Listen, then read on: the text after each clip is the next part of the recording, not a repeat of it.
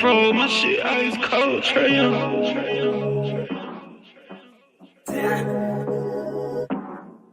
And you know I wear my heart on my sleeve. You hitting all the reads. Pack your shit like you finna leave. I go and hide your keys. Put you in position to win. Bless you without a speed. Bust you down in on the VV. Yeah, we was getting cheap. Overplay my part, I can't breathe. I feel the pain in my lungs. I thought we really was one. My heart cold like Trae Young. Overplay my part, I can't breathe. I feel the pain in my lungs. I thought we really was one. My heart cold like Trae Young. She ice cold, Trae Young.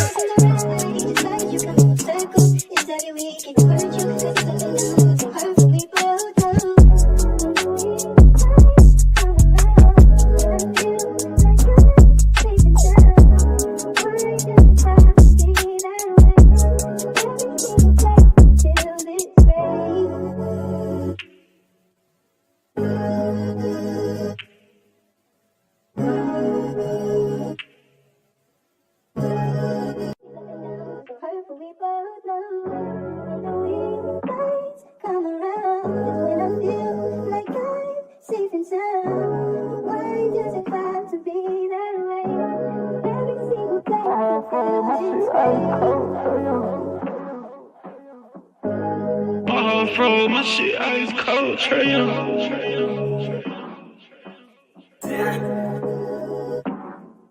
And you know I wear my heart on my sleeve. You hitting all the reads. Pack your shit like you finna leave. I go and hide your keys. Put you in position to win. Bless you without a sneeze. Bust you down in on the VV. Yeah, we was getting cheap. Overplay my part, I can't breathe. I feel the pain in my lungs. I thought we really was one. My heart cold like Trae Young. Overplay my part, I can't breathe. I feel the pain in my lungs. I thought we really was one. My heart cold like Trae Young. She ice cold, Trae Young.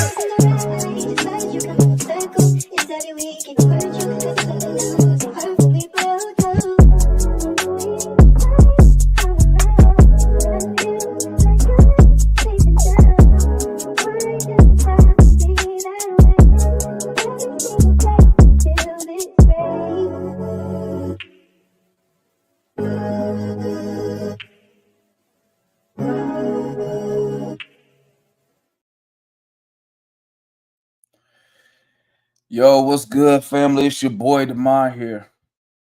Oh, snap. I always forget to wipe this camera off, gang.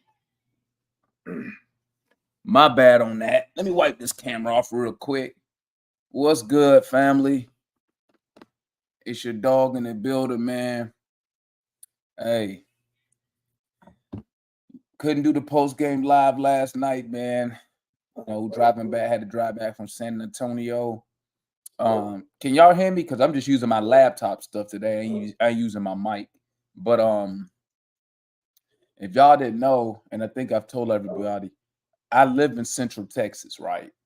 So I'm depending on what part of Dallas, probably from American Airlines Arena, I might be right around 3 hours, maybe. But to Arlington, to Jerry World, it only take me like 2 hours and 10 minutes to get to Jerry World, which is not in Dallas, it's in Arlington, which is like west of where the Mavs play at. Feel me? I'm 3 hours from Houston. I'm 2.5 hours from San Antonio. So every time the Hawks come to San Antonio, if y'all didn't know, I go there every year. I go there every year. Every time I was there last year. If you go back and you go look at go watch the Hawks in San Antonio last year on YouTube. Just YouTube is last year. You'll see me and except this time last year was my oldest son. Moves right by, and I'm always behind the Hawks bench. I get the same row 4, section 10. I get it every year. I get that ticket, right? So real quick, and then so you had to watch the horrible game. So real quick, let me tell y'all something, man. So that was my youngest son very first NBA game. All the other Hawk games I've ever been to, even the ones I've been to in Atlanta, my oldest son always come with me. But since my oldest son's back at school and my youngest, he played basketball, I brought him with me. I was unsure at first because it's a school night, but I was like, fuck it. So we get there, man. Let me tell you something. San Antonio is it's always a good place to go and talk trash, man. The fans there, they hella cool. Obviously, don't nobody get out of line. It ain't nothing personal. It's all about the game and the players, right?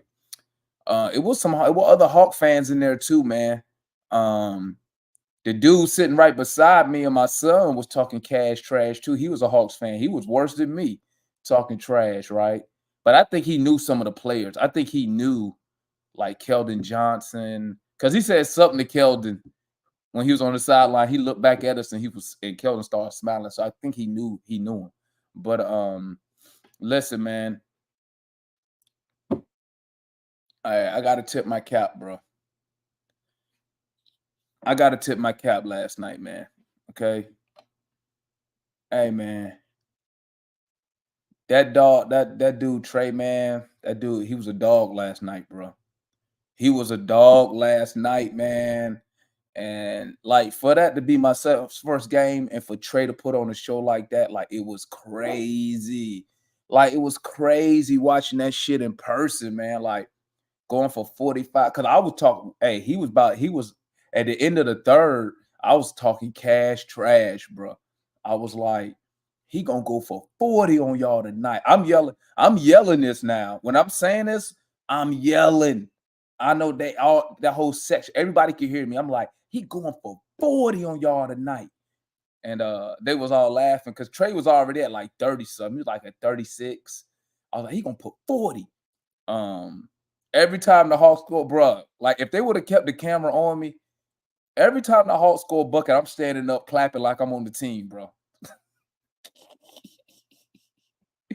Hey, every time we hit a three, I'm standing up I'm standing up like I'm on the team and shit. Oh, man, that shit was hilarious. It was hilarious, man. Hilarious. And I'm going to tell y'all something, man. I'm going to tell you something. When you go to these games, now, granted, San Antonio tickets is probably way cheaper than what it is in Atlanta. But I'm going to tell you, if you ever get a chance to go to a game, sit behind the bench. If you sit behind the bench, you hear everything. So, like, I'm hearing the assistants calling out defensive assignments, defensive sets. So they saying it, they preaching it. It just comes down to the players have to execute, right? I was right there. Hey, listen. When Quinn got that tech, listen, I was cursing the referee. I think I yelled more at the referee than I did at the Spurs, bro, or the fans. I was going at the ref. I was on that ref ass, bro. Pause. I was on his ass, bro. I was like, no, especially if you go back and look, number 70, that was his number. I told that, I said, your ass on the payroll, bro. I said, you full of shit. That's the one who gave Quinn that tech. Another thing that stood out, right, bruh, we get like they do it so, and I know y'all have heard me complain about the referees, bruh, but man, listen, they do. It's one thing when I see it on TV, but to be there seeing it in person, like when I'm seeing Trae Young get all that contact and we ain't getting no call, and then on the other end they giving out bullshit ass calls to Wemby. I'm like, hell no, man, hell no. But man, listen, y'all saw me on TV. Listen, what was the reaction? What was the reaction in the arena to that final? Listen, Ayers, let me tell you something, right? So I'm sitting behind the Hawks bench. I'm talking cash shit. Hold on, let me bring on the homie John up in the building. Salute my guy John. Hey, listen, I'm talking cash shit. I'm like, it's over. So like when y'all see me on that video, that's why you see my sons when he's standing beside me, he go like this.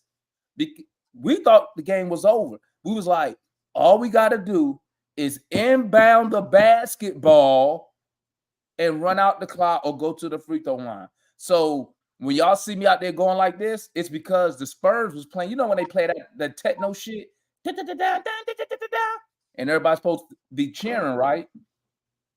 The Spurs fans didn't want to cheer. So they caught me at the end. I was at the end. So I was actually looking at the section behind me going like this. And I'm like, y'all not gonna celebrate? We ain't partying tonight. What's up? And they was like, some of the Spurs fans, they were like, shut your ass up, we losing. I was like, we win. I was like, this shit over with. So that's why y'all see at the end, my son, like, he go like this, because we like, yeah, this over with. Man, listen. When they stole the ball, bruh, my heart just sunk, dog. I was just like, oh my God. I know we not finna trick this fucking game off and go to overtime or worse, lose the game. Bro, I saw him get position. But then when Trey got position, all the other players got in my view, so I couldn't see. So all I saw was Trey on the ground, and the whole arena on my side, we're like, and we just waiting to see what the refs say because we couldn't tell because he was like this. You know, usually when it's a block, they like this block, or if it's a charge. The ref was just like, I was like, what the fuck does that mean? So I'm looking. So when Trey sit up, I couldn't tell if he was just sitting up there like, man, fuck this shit, or yeah, I did this shit. Man, when I saw when we got that fucking charge call, bro, I was like, hell yeah. And I was just like, bro, I got to tip my cap, man. That motherfucker put on a show yesterday, bro. He carried this fucking team, bro, in that second half, dog. He carried it. And I'm going to tell y'all something, bro. I'm going to tell you something. The players, they be out there, they be trying to defend. Like, they got effort out there. I see it, man, but I don't know what it is. It's just something I can't put my finger on. They're trying, but maybe they just can't process what they actually seeing fast enough. It's something, but they putting forth effort. Clint Capella, man, listen, bruh. Hey, when he did that air ball put back shit, man, I was like, what are we doing? Like the whole Spurs people behind me was laughing. I'm like, but I mean, I gotta tip my cap to Wemby. Wemby, he decent. He decent. He ain't motherfucking unstoppable though. Like I don't see him like being. Now I'm just saying that based off of right now. Not saying what he gonna look like 2, 3, 4 years from now. He might be on a whole nother level right then. But besides that, man, listen. I guess at the end of the day, man, we just got to get them wins how we can get them, bro. Like I've already accepted it now, man. We gonna give up the points, bro. We gonna give up the points, but the question is gonna be, can we score the points now? You know what I'm saying? If Trey don't have a night like he did last night, we lose that game easy, bro. If he had a bad shoot night, we lose that game double digits easy. Because remember, we was down 18-7 at the boom, boom, boom. We was down 18-7. Now, and we had opportunities, but we wasn't hitting the shots. So I mean, listen, I don't know what we're gonna have to do, but the new model gonna have to be, hey, Hawks gotta score 125 points a night, dog. 125 points a night, man. And I mean, until they figure out how they gonna play defense, how they gonna defend this basketball, then hey, it is what it is, man. What's good with y'all though, man? Sorry I couldn't do the post. I was gonna do the post game live from my car last night, but I was like, nah, let me get my black ass home. What's good with y'all though? Hey man, bro. Hey, Jamal, man, you put Trae Young on the map out there, dog. What? Bro, they got you in HD, bro. Yeah, man, they were panning you. I was like, bro, I know that dude on TV, bro. Yeah. Everybody on Twitter was talking about, is that DeMond at the game? And I was like, hey, San Antonio, I know he there. Yeah, they got you. They had you out there. I was rewatching the game today, just minding my own business, and I'm looking. I'm like, pause. Hold up, is that DeMond? Yeah. Hey, bro, I told you, a little youngster on the walking by the TV before. But listen, when I'm emotionally attached, listen, I feel like I'll be playing the game, bro, because I remember it was the middle of the fourth. Trey, we had just came out of timeout. Trey got the ball. I'm over there standing. I'm like, Trey, they can't fuck with you, nigga. Get them niggas. Like, I'm loud. Fuck. You hear me? Like, they can't fuck with you. And shout out the boy Wesley Matthews, man, because you know what, bro? The team was feeling some type of way from some of them calls we was getting, and you could see it on their face in the huddle. And I could see, and I hear Wesley Matthews, he was just telling them, hey, listen. He was like, hey, we still in it. Don't even worry. Keep playing basketball. Keep doing this. And I mean, they stuck to it, and they got that dub, man. They got that dub, but thank God they got that shit too, because I'd have been heated. Hey, Demond, I got a question for you, man. Since you was at the game, man, I know San Antonio got a lot of length. Do we look? I mean, the defense on the defensive side of things, is it just the fact that we small? Is that what it is? Why the defense suffers a little bit? You can't count Wemby because, bruh. No, I'm not counting him. That's you know Wemby like? Wemby's like LeBron James. If you seen LeBron in person, TV does him no justice. Yeah. Like when I seen LeBron in person, because my wife a Laker fan, so we go down there when the Lakers come. When I seen him in person the first time, bro, he a fool. Okay, whatever they say he is, 270, 280, he is like solid. With us, you know what it look like? The dude, who's they other bigs? Is it Zach Collins? Collins, yeah. Collins. The difference between him and Capella, Zach Collins look like he hit weights, bro. Capella look like he don't lift no weights. So first of all, it gives you an illusion that you already like smaller, just like in size, not length, but just in size. Because Zach Collins looks swole as shit. Like I thought I was like, dude, this dude could go out here and be a fucking tight end. You know, he just got like that though. But you know where I'm going with that, like that. Yeah. So now, as far as the height wise, it didn't look too bad, but obviously not counting Wemby. But we didn't look too undersized. Now, granted, you know, Wemby doesn't play in the lane like that neither. So I mean, that could have been another thing that helped us out. But I mean, we still need to get bigger. I mean, get longer, taller, however you want to say it. Bigger. Yeah. In all aspects of big. Yeah. And I ain't doing no pause. Oh, hit the weights. Hey, yo. Doing no see this. John, you got to say pause, baby. Hey, you said in all aspects. In all aspects. We talking about basketball. The subject is basketball. Nothing else. The thing is, though, man, and that's something I keep saying. I just feel like if we're gonna run a smaller point guard, man, I feel like we need to be oversized at all. Everywhere else. We need to be oversized. Like I'm talking about a shooting guard running about 6'7". I'm talking about a power. They tried that. They just picked the wrong guys. Hey RJ, you remember the Orlando Magic with Dwight Howard? Right. You remember them? Now you had a little bit of JJ Barea out there. Right. And all of the other guards, forwards, and center were big. Only thing JJ Barea was doing was bringing the ball up. Passing it to various people. And see, we can get like that. And Demond, I did see you out there and see Bally Sports South. They owe you some money. Bally Sports South owe you some money. They stayed on you, bro. They stayed on you. Hey, man, look, that doggone red you and your son were wearing. Hey, man, that red was hitting, boy. Bam, bam, bam. Hey, shit. Last year I want to say. And to your question, no, you weren't looking mean, Demond. I don't know why you thought you were looking mean. You just, my wife said I'm just looking. She's like, you look mean. I was like, I was just chilling. No, I mean, it wasn't nothing mean about that. But I mean, we was down 18-7 at the time, so I mean, hey, that was when I saw you when like the first time, and I was like, I was like, I already know Demond pissed right now. I was trying to be. No, who told me? It was Foot. Foot told me. He said, don't get too upset. I said, you know what? I ain't even gonna trip. So when we went down 18-7, I was like, you know what? At least we went down early. So I kept telling my son, I was like, don't worry. We got time. We got 3 whole quarters to get back in the game. It's gonna be good. It's gonna be good. And you know, we slowly got back in the game, man. You feel me? But hey, I'm gonna tell you one thing. I'm gonna tell you. You know what? I think I'm gonna start doing that shit more often, bro.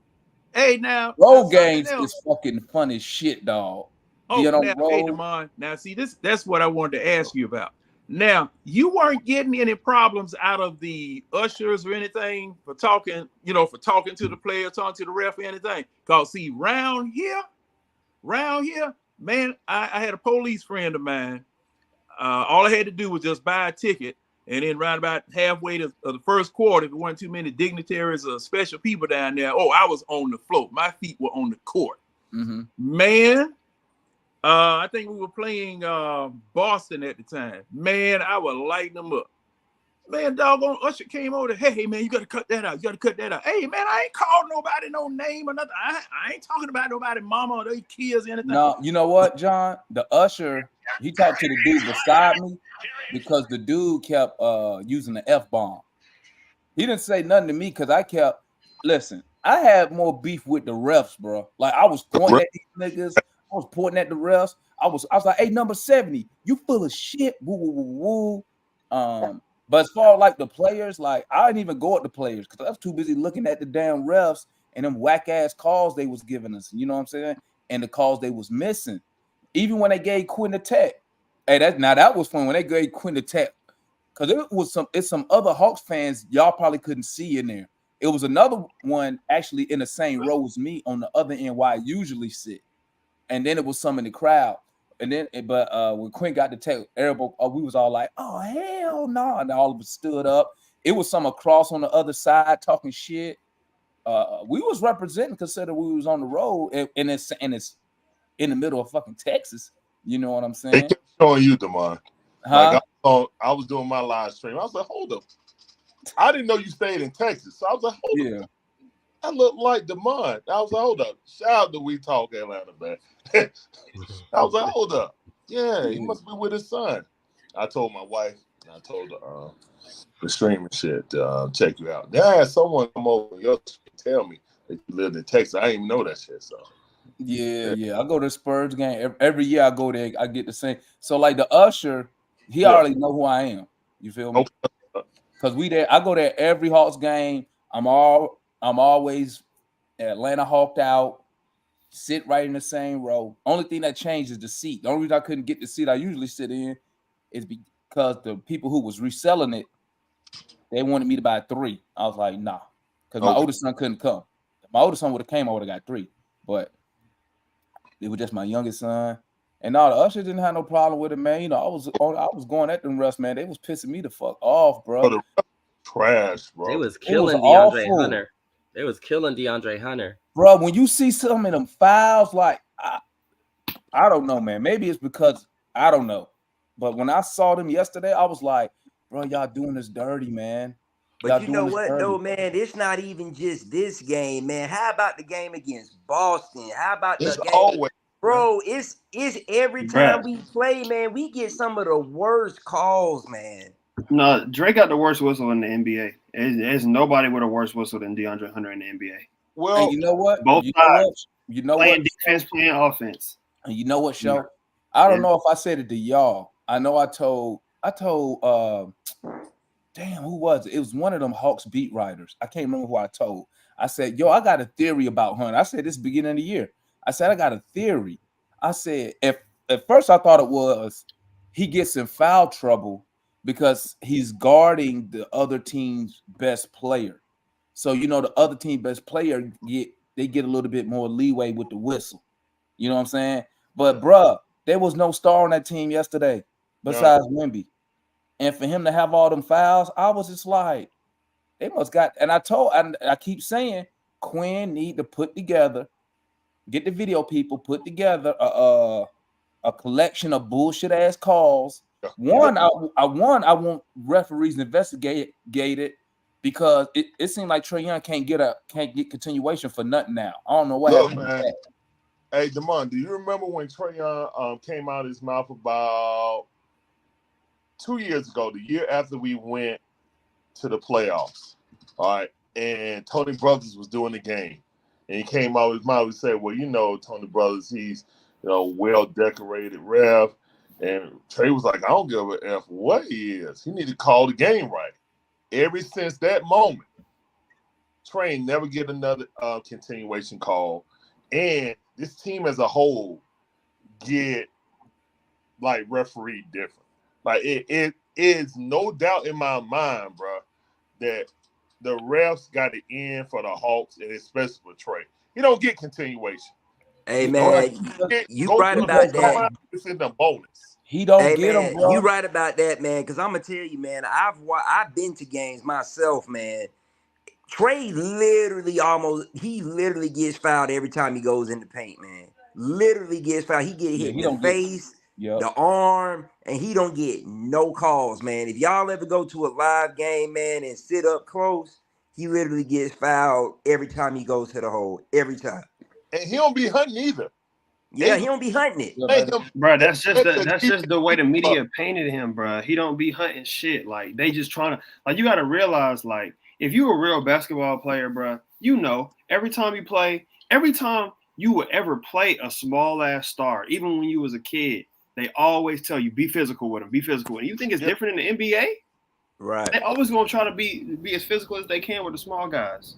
But see, the thing is, though, we don't. But see, that makes sense. But the thing is, we don't get the benefit of the doubt on the other side. Nope. Right. The Hawks don't get the benefit. We get the text. We get all that stuff. See, that's the problem I have with it. If you gonna call it down the middle. And you call know what it else? down the middle. If you gonna call it, let's just call it down. And that goes to y'all saw what happened. Y'all know the beef that's going on with Chris Paul and Scott Foster. Yeah. Oh, and he threw him out the last game. Look, man, I wouldn't have been in the league. Yeah, bro, some of them refs take that shit personal, bro. Y'all hear what he did though? Huh? Dude, what Chris Y'all Paul? hear what Scott Foster did to Chris Paul's son? Yeah. When he told him get the fuck out the street or some shit like that. No. He was on the court. He was a. You know how like Deuce used to walk around, grab ball and stuff like that. You know, or Trey Songz Ball boy or stuff like that. Mm-hmm. He blew his whistle at an infant, at a kid to frighten. He ain't told him to get the fuck out the court. Wow. I would have whooped. Oh yeah, hell yeah. Yeah. Oh man, on site, bro. I wouldn't even be in the NBA. On site.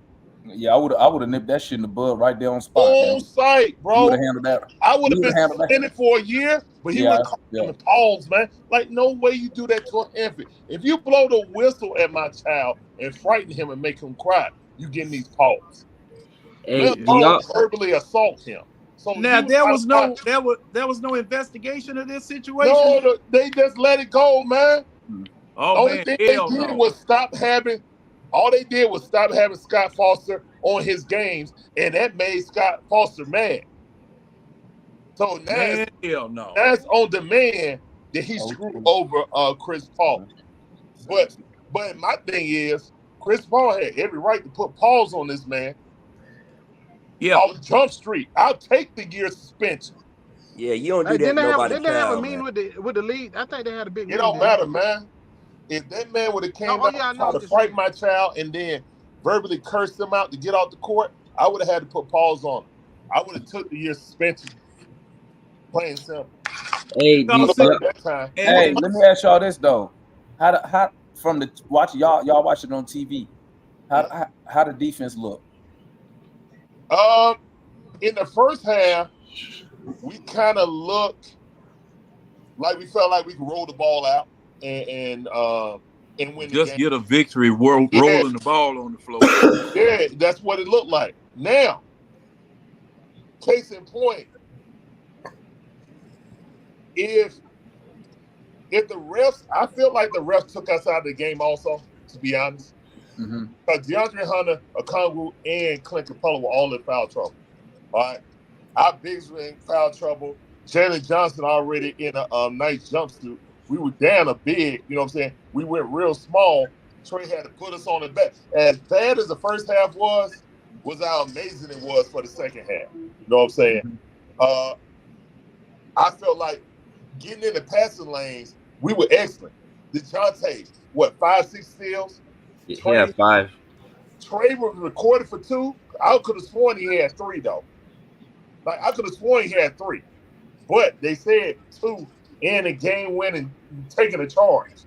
Like, you know what? They took one away from him. Trey had got in the lane and he tipped one, and somebody on our team. And DeAndre Hunter got it, but that's they didn't count. They didn't give Trey that steal. They didn't give him that steal. If you put your hands on the ball first and you deflect it, and your teammate get it, that's your steal. That's how they do it these days now.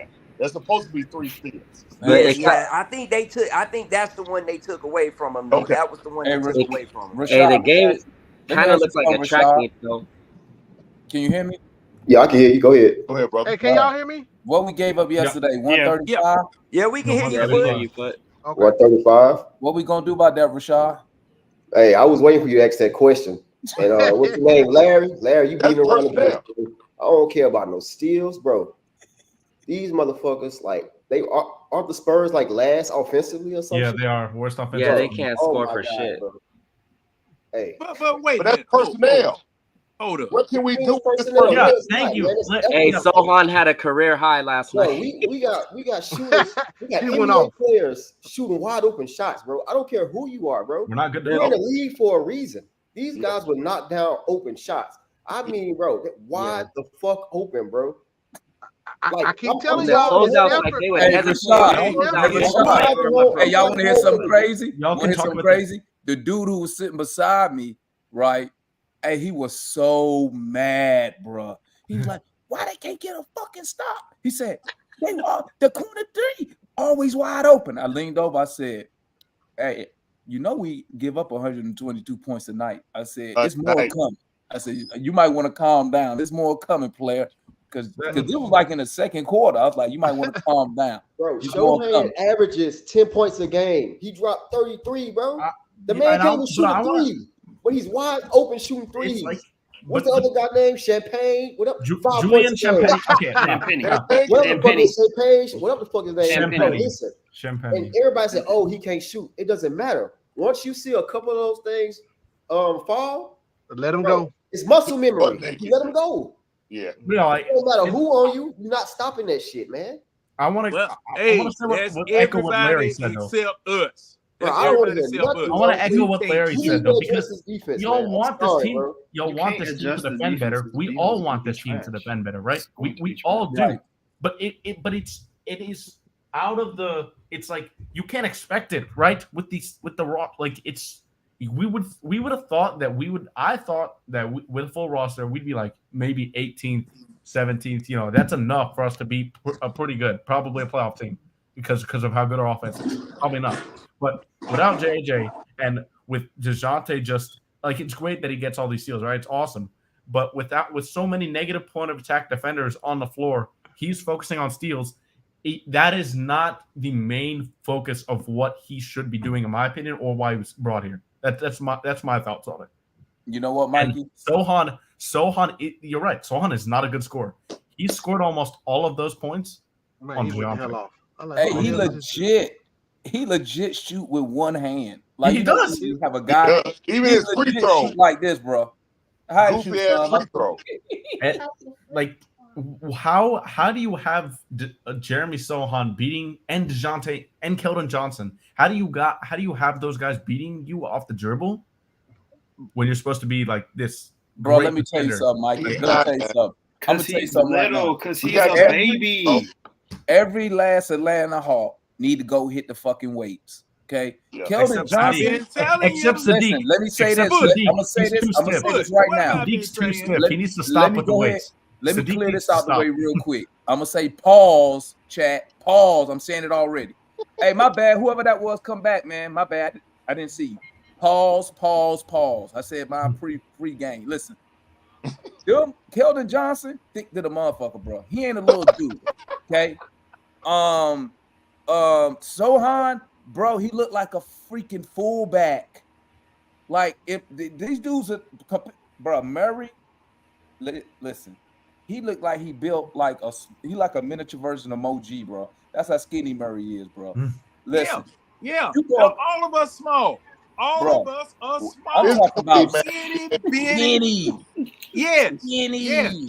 And see, every time you remember I was telling y'all, every time we play an Eastern Conference team, whether it be Milwaukee, whether it be New York, whether it be Milwaukee, Philadelphia, we get beat to we're death. good. No, we're good against Milwaukee. They don't count. We're really good against Milwaukee. No. No, We get beat to death. We get beat to death. Trae Young gets beat like a pinata. John, we are the best team. We play the Bucks, the best team in we're the best team in the league. You made the Bucks. Hey, Mikey, I didn't say anything. I didn't say anything about how the offense. But we don't get punked by the Bucks. I said how small we are. We are small. But that doesn't affect us. That's what I'm saying. You know what, Mikey? We beat Milwaukee 5 out of 6 times, John. Yeah, but guess what, Mikey? No, we beat Milwaukee. Did you see what I put in the chat, Mikey? That's fine. Did you see what I remember? What I put in the chat about what? No. When I was watching, when I was watching College Park play today, and bruh, yep. Now I know it's the G League. But let me tell you something. It was College Park 5-2 versus the Knicks G League team at 6-2. Right. Bruh, College Park defense. Hey, them guards. They can't score the ball. They can't score. But they wasn't giving up. They gave a very little penetration from the guards, right? They everything that and when they did get in the lane, bro, it was contested by 2 and 3 dudes. Bro, it's real simple, fellas. Hey, how's Miles Morris doing in the G League? He's all right. He doing all right. You know, he ain't nothing special. What was that foot? Yeah, it's like this. We're overthinking it. All this shit is an effort because they show us they can do it. You seen some toward the end of the game last night. It's fucking effort. It has to be a want to do it. So until they mature into that mindset, ain't shit gonna change. So, you know, it can be personnel, it can be, but again, they don't show us they can play deep, right? If we get out that mini ass zone and just strap up, we fine. Be a little physical, we fine. We don't have to be big to be physical now. They don't let the Hawks be physical. If the dude come across the lane, I understand that too, but I ain't gonna ride on that one. You gotta start touching folks, man.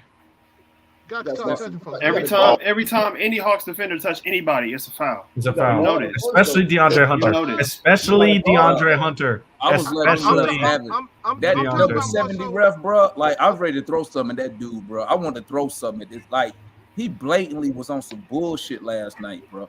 Y'all seen the one when Hunter had his hands Tony straight up in the Russell ain't air? shot them no. Hey, Tony Russell probably one of them owners ain't shot them no damn money. Y'all seen the one when Hunter had his hands straight up in the air like this? And that was I watched it like 5 times. Bro, that was disgraceful. Bro. That was insane. Quinn just turned around and sat down, bro. I'm like, you know what? I play ball. I play basketball, and I just realized this today in the NBA. It's a foul on you if the offensive player steps on your foot. Yeah. If he stepped on your foot, it's a foul. You know that? I was like, you know that? Serious? That's what happened with Wembanyama. Wembanyama fell over, and they said, "Oh, it's a foul." Nah, his big goofy 7'5" self just tripped over. You know what I'm saying? I'm just, man. They was on one yesterday, bro. That number 70 though, the one who gave that tech, bro. I wanted to throw they gave you a lot of camera time, Damon. Damn, bro. I was out there talking trash. You hear me? That's why when we was losing early, I was like, because they was on my ass, man. They was like, "Where your boys at, Hawk fan?" I was like, you know, I made up some shit. I was like, "We gonna come back." In my head, I was praying. I was like, "Please." I saw you talking your talk, Damon. I saw you jump up when Trey hit that 3. Hey, I get up every 3. I get up like I'm on the team. I'll be like 3. I do the same, bro. When I'm in the arena, I do the same. Every time we score, I stand up. DeAndre Hunter 3 sign. You put up the bogey. Yeah, I put up the 3. When he hit that bank shot over Wemby. Yo, that was nasty, bro. Too small. Nah, Trey, dude, Trey is unbelievable, man. Like when you this is what's going to happen when you have an offense who's already good and Trae Young starts shooting the ball even at an okay level. Like he shot the ball really good. But he shot just over 50%, 15 to 29. But I mean, I tell you like this, man. There's bro, the Spurs fans, they love Trae Young, bro. That's all they were saying after the game. They was like, man, that dude killing. Woo, woo, woo, woo, woo. I was like, yeah, he nice, bro. He nice. Now that y'all saying all this, we don't need to hear another word about Trae Young and all of the shots that he takes. Because weren't we just a few games back? Who is we? About how Trae Young needs to get other people involved. Thank you, John. Not play hero. Who's we? Not do whatever. Well, no. Who is we? No, let me tell you, John. Hold on. Let me tell you how I went, John. I'm gonna tell you what I said. This is what I said. John is spinning right now. John is when spinning right now. Trae Young is struggling from the field like he did the first freaking 6 games of the season, sometimes get others involved first and let the shots and game come to you. Yeah. Sometimes Trae go out there, he'll go out there and just fire up some bullshit. And let's keep it a buck. People be like, that was a bad shot. Even he took a shot in the game last night, and some of us was like, yeah, he shouldn't have took that one. So let's not act like no. Hey, hold on. See, like I told y'all, I've been telling y'all, a bad shot is a shot you miss. Those are the only bad shots. He won't miss it, bro. He was missing 70% of. What you talking about? So it was a bad shot, bro. Like, be for real. If he misses that, he took it. That shot over Wemby. That shot over Wemby at the end of the third. If he misses that, that's a terrible shot. That's all we're talking about. Yeah. That's all we're talking about. That's what I'm saying. When you're the guy, you take the tough shots and you make the tough shots. If you miss the tough shots, you live. I don't have a problem with a tough shot, but I got a problem with coming down there and launching a logo 3 and you shooting 20%. Well, hey, so just like that old car you used to have a long time ago. Sometimes you got to jump start it. No. If that battery dead, you only got to jump start it. You only got to jump start it if you don't take care of it. That means you ain't been to take care of your car. Might be, but you still got to jump start it because you got to go somewhere that day. Yeah, I've been saying this for a while. When Trae Young jump starts his offense is by driving to the basket, layup, or floaters. Once he does that, he gets to the free throw line. He extends his offense out. He was already cooking when he made that bank shot. You know what I'm saying? It was already done. My surprise is Pop didn't hard double team to get the ball out of his hand.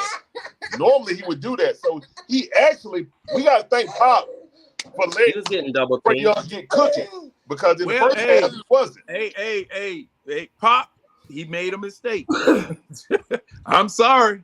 Pop just made a mistake. But see, I'm going back to what I was saying about Trae Young. See, and the other narrative that we've had around here is that, all right, you want to get this ball out of this man's hand. You want him to stop playing hero ball. But guess what? If Trae Young hadn't scored 45 points yesterday, we would have lost this game. We would have lost it.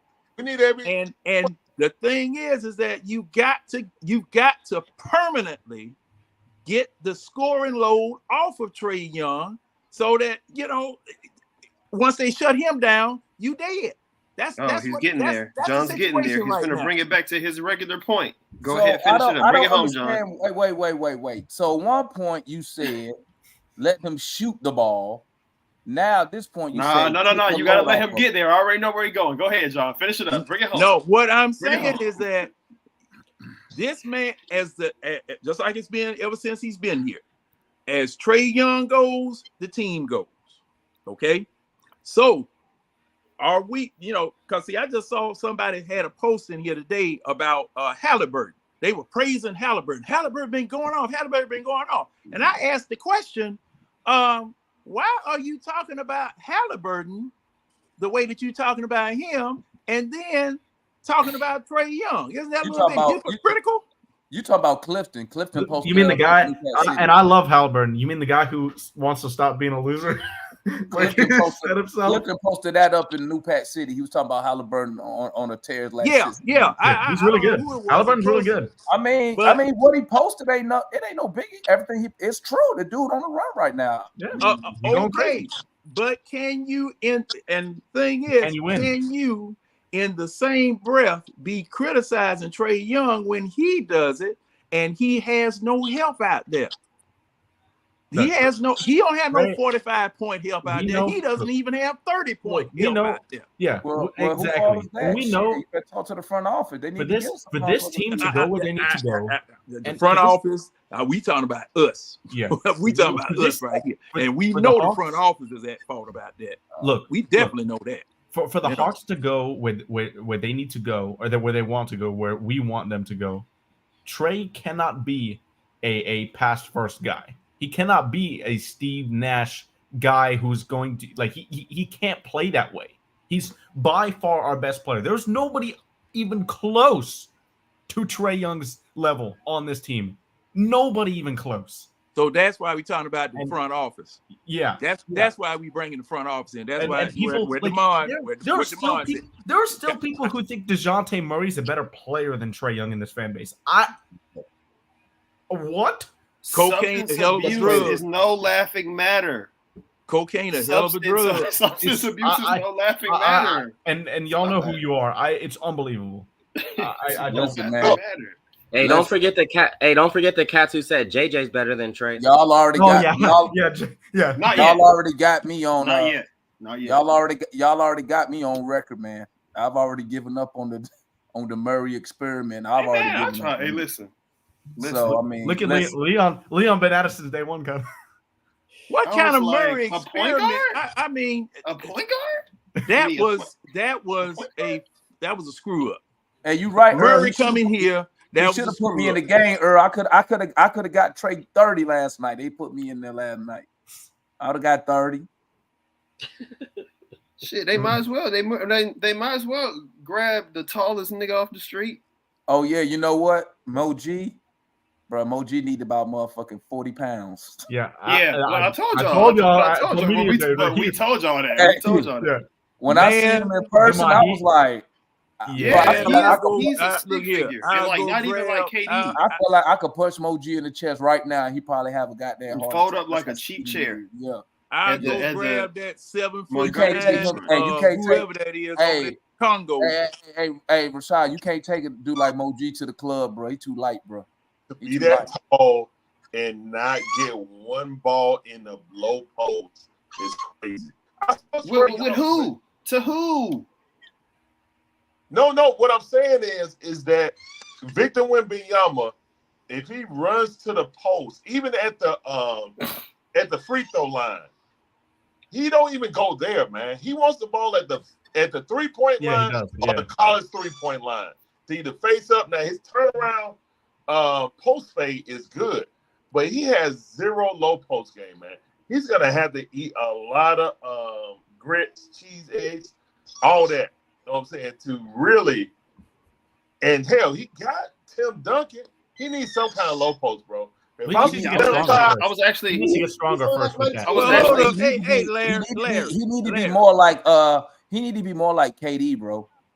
Hey, Larry, that ain't scary. That's so scary to think about. That's so scary to think about. Hey, Mike, 7'4" KD. Mikey, woo! Now, Lord, Mikey, I don't know if you saw me put that in the chat. You know I was talking shit. Remember I was talking shit about Wemby in the chat. Yeah, and I put it there yesterday. I think I put it in the Twitter chat. I was like, my bad.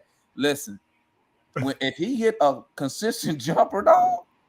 I told you he's not no ball. Jay was looking good. You can't. Really no run one no offense through him, right, Demond? He cannot be blocked, bro. They didn't run no offense through him, right? That's because they're tanking, Larry. The putback dunks he getting. The putback dunks. That shit is cheating, bro. He had 16 shots. Why is he not getting 20 shots? Because it's crazy. Like they look him off. Like the players look him off, man. It's crazy. It's the softest tank you'll ever be. That's a young team, though. That's a young team right there. It's the softest tank you'll ever see. I'm just saying, hey, man, hey, his putback dunks, they need to be illegal, bro. Illegal. That shit is not fair, dog. The rim is like right here, and he's like grabbing the ball. Bro, I promise you, on one of them, he grabbed the ball. That shit had to be a goaltend, bro. He grabbed it. I saw it. He was over the goal like this.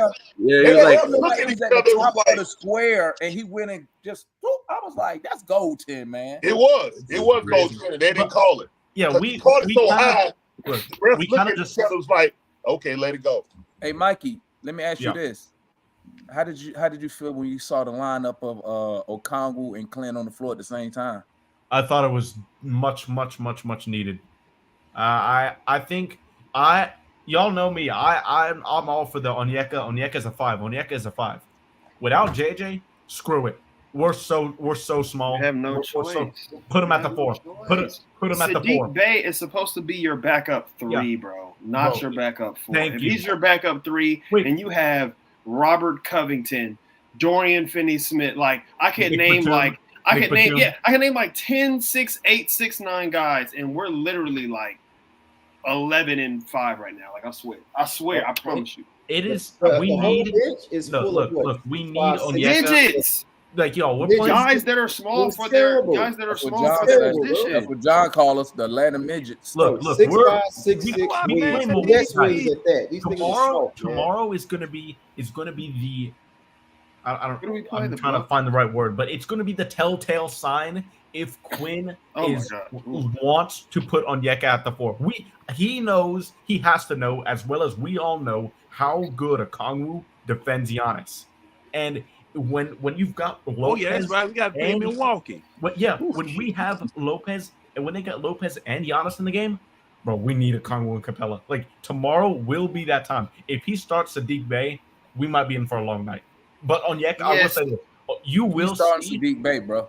He's starting Saddiq. Is it politics? Is it politics city? It could be politics. It could be a politics. It's a politics. A full NBA first team politics. Yeah, first team all politics. First team all politics. First team all politics, man. Sure. But politics. We will have to. Pitiful. No matter if he doesn't start, guys. No matter if he doesn't start him, we will at some point see Okongwu at the 4 against the Bucks. Oh yeah. I'm very if they did it yesterday, they'll do it tonight. If they did it yesterday, they'll do it tomorrow. So obviously, he's not like he's done it enough times to like. It's clear that he's not like scared of it, like in situationally at least. And you got to do it against. It's Giannis, you know. Hey, Larry, do you remember Randy Brewer? Randy Brewer and Mark Eaton. Yeah, Eaton with the Jazz. Yeah.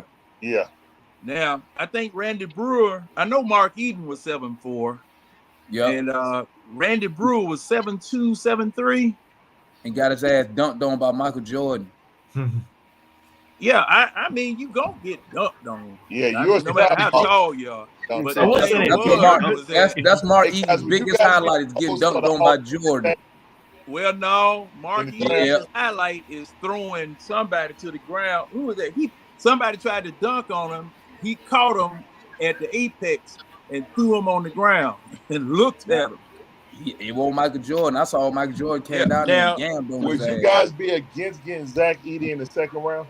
No. Got to get him. No. God, in the second round, sure. Why not? No, bro. Man, trade them damn picks, man. Trade them picks. Got to have. We Leon need in the second round. Why not? Hey, you man, know we don't need no more. You're gonna You're looking at him. You're looking at him. Game together. You're looking at Clint in there. Okay, you're pushing it now. Now you're pushing it. You're looking at what? You're pushing it. Like if you put Zach, bro. If you put Zach Edey and Clint Capella out there, they gonna. No, Clint Capella gone, man. Yeah, he's gone. I mean, this is what I'm just going off what John said. I'm just going off. Hey, what would be the problem with that? It's not 1985. It's not 1990. It's not even 04. Hey, take them draft picks, package that shit up, go get us some NBA ballers, man. Why are they shooting so many threes on us? That's what you're gonna be saying. I'm tired of getting. Second round pick ain't gonna do nothing for you. you. What we gonna do? Get another young guy who ain't gonna play, man? Package that shit up, dog. man. This is no. Listen. Here's why I'm okay. If you can't do what it takes to get the guy that you need, there is no way. Like There is no way that you don't get one of the 7-footers in the draft. There's no way. You got to get one of them. You got to. You'll get one of them. Wait a minute, Leon. This team has who is it that you feel we need, Leon? Leon, who do you feel that we need? If you're trading Clint, but it's like 5 of them. Like, take your pick. I don't like all 5 positions. I mean, I'm talking about centers. I'm talking about there's 4 or 5 centers. Like I'm not. Okay. When I say centers, I mean like 7-foot and up centers. You got the boy Yes, from sir. UCLA. Yes, sir. You got the boy from Indiana who transferred from Oregon. A lot of people don't like him. They think he's soft. I don't know about him. I don't know about him yet. And then like Khalil Ware, you got the boy from UConn, Donovan Clingan. It like if you want the closest thing to Capella, like young Capella, but 7 foot, you get Donovan Clingan. No, but not stupid. I want my 7-footer to be able to score without lob, without Leah. Khalil, then you go Khalil Ware or. I haven't looked at this draft yet. Man, you're gonna love. Hey, look, you're gonna love. I like Ware. Hey, you got a young 7-footer on College Park. Nah, he's not it. Nah. Bro, we do? Nah. We got somebody in College Park? He decent, dog. He decent. Yeah, he a power forward, man. He decent. I'm talking about the 7-footer. No, he's not talking. Larry, I've he's seen not his college talking about tape. Chris Silva. He's talking about somebody else. I'm talking I've seen about his college tape. What's his name? Like Kissanon or something. Yeah. I've seen his college tape. It ain't is. Well, I'm looking ain't at. what I'm you looking at think him. it is. I've been watching. I've been watching him at College Park, man. Let me tell you We today. can only. Hold on, where my list at? Yo, Hey, this we can cat did a only- side. This 7-footer, man. This cat did a side step 3, bro. I was like, oh yeah, he pulled it, too, bro. He pulled it. Yo, we Look, can. Hey, only he almost call up- hit the game winning. He hit the game winning 3 today. But we can only his call foot was up on the line. Lundy or Norris without waiving somebody. We can only call up Lundy You can and waive the Norris. shit out That's of it. Gary for all the fucks I give. You can waive the That's- shit out of Gary Matthews for all. Yeah. But I know he's not Why gonna can't be we better call than up anybody else, Mike? Hey, Quinn Why don't can't think you? so. Well, John, you could, but 'Cause you only to have do 15 that, roster you would spots. have to You have to waive. cut somebody. You would have to waive somebody, so you'd have to buy them out of their contract. Like, I want to see Jarkel Joyner up here. That's my guy. I want to see him up here. But Hey, he looked good, it's bro. not gonna happen. Listen, he had. I watched him today at College Park, man. He was leading the score at halftime. I know that. I know that Or second the half. second but league score, he had a tough ass bucket, but like remember what I told you about your boy in Summer League. I said I like him because it's a defensive effort. Mhm. Hey, when he at the top of that zone, when they ran that zone today, they ran a little bit of zone, bro. The Nick guard could get no penetration, bro. But it's funny. It's funny because the Skyhawks are the exact opposite of the Hawks. They cannot score forever. They cannot score if their life depended on it, Devon. Like Seth Lundy is the number 1 option, bro. He's a shooter. He's not a scorer. He's just a shooter. He probably shouldn't even be. He probably shouldn't. I ain't gonna lie though, bro. I'm starting to warm up to go ahead and send AJ down there for a month. No, I am too. No, you have to send him down there, man. He's wasting away. You don't have to. Confidence. Yes, you. If you're gonna keep have rocking with Bogey, if you keep rocking with Bogey, and not giving Wesley Matthews his minutes, he doesn't belong on the team. Either add him in a package or a trade or send him down to the Skyhawk. You And gotta he's wait. gone in a year. He'll be in a Siakam deal. Like we're talking to the Raptors. We began a conversation with them again. It's like that. Oh, we still trying to get Siakam? Yeah, that's what they We were. never stopped trying to get Siakam. That's We what they never stopped proposed. trying to get Siakam. Hey, the $1 million question is this though, Mikey. No point The $1 in million question though is this: what is keeping him on the bench? This defense is easily. You can't play defense, and we don't have nobody. Like, no, You're not paying anybody on the second unit to play defense to play him. That's the issue. Yeah. That's Matthews doing the same exact thing, bro. Every time the damn ball touches his hand, that ball go up, bro.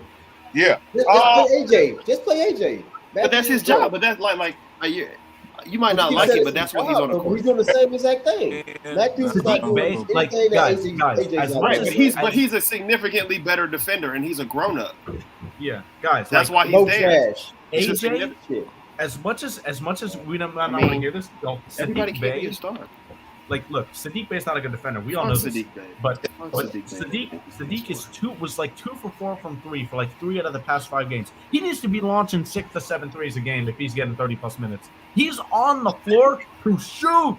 Shoot threes. That's it. He's not a good defender. If you are not getting up those 6 to 7 threes, if you're getting 30 minutes a game, no 6 to 7 threes less than 30 is not enough. Exactly. And Sadiq Bey, you're not doing your job. Is man, that thing is flat as a doggone heart monitor in a hospital. No, what y'all say? He got a backpack on? What y'all say? He does got a backpack. And he shoot Sadiq shoot with his booty out, man. That is crazy. Where the poles at? Where the damn poles? See, I was gonna say, see, John, I was gonna say pause, but I didn't want you to get upset. Y'all always That's not like it, in every damn thing. I'm just saying, I'm trying to turn a new leaf. I'm trying to turn a new leaf as a fan and as a content creator by respecting the guests. You know, normally I don't give a fuck. I'll just say what I want to say. What y'all talking about? I'm trying to be more presentable. But just for you, John, just for you though, pause. These double entendres with his ass out, man. He shoot like this, man. That nigga be like this with his booty out. Like well, I'm glad the camera went out.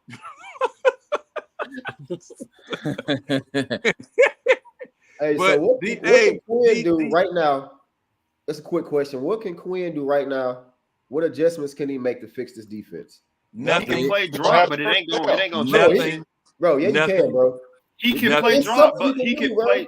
He can play drop. He can play drop. He can play more drop. But we can start bugging people out there like we're supposed to. So you think it's Quinn's idea to collapse the paint on fucking centers and leave 3-point shooters wide open? Yes, that's what I was about to say. Is that over helping shit? That's the crazy. defense they're playing. We do that now. They're bringing the centers up to the level of the screen. Is really running that shit out there. Right. The reason, listen. He's doing that because Clint Capella's not supposed to be on this team. No, it's not just about Clint, though, man. We get it, man. Yes, it is. Here's why. Clint is not leaving 3-point shooters open in the corner, bro. That's why I'm saying we're giving up the 3. Well, technically, Rashad, he is because he has the wings collapsing. That's what they do. That's why you see. That's what I'm saying, though. Like, so he's leaving adjustment to that. Everyone, our wings are fucking ball watching. Every time do you want to play drop? Corner, you see Bogey in the paint. No, you see Bogey in the paint.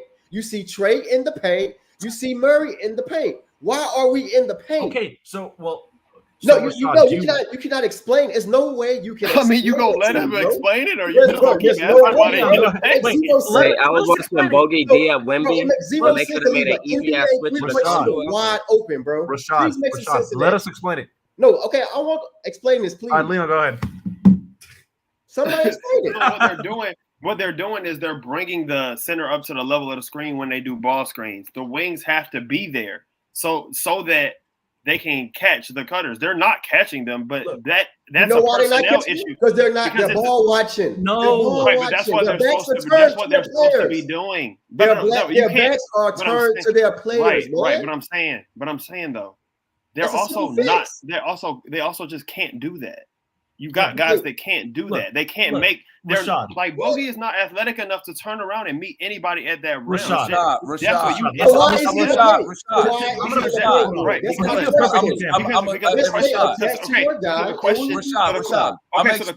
question then becomes: are you running the system regardless of who you got, and you're going to get the guys that you need? Or are you trying to win as many games and play whatever defense you need based on the personnel you got? Which one would you prefer?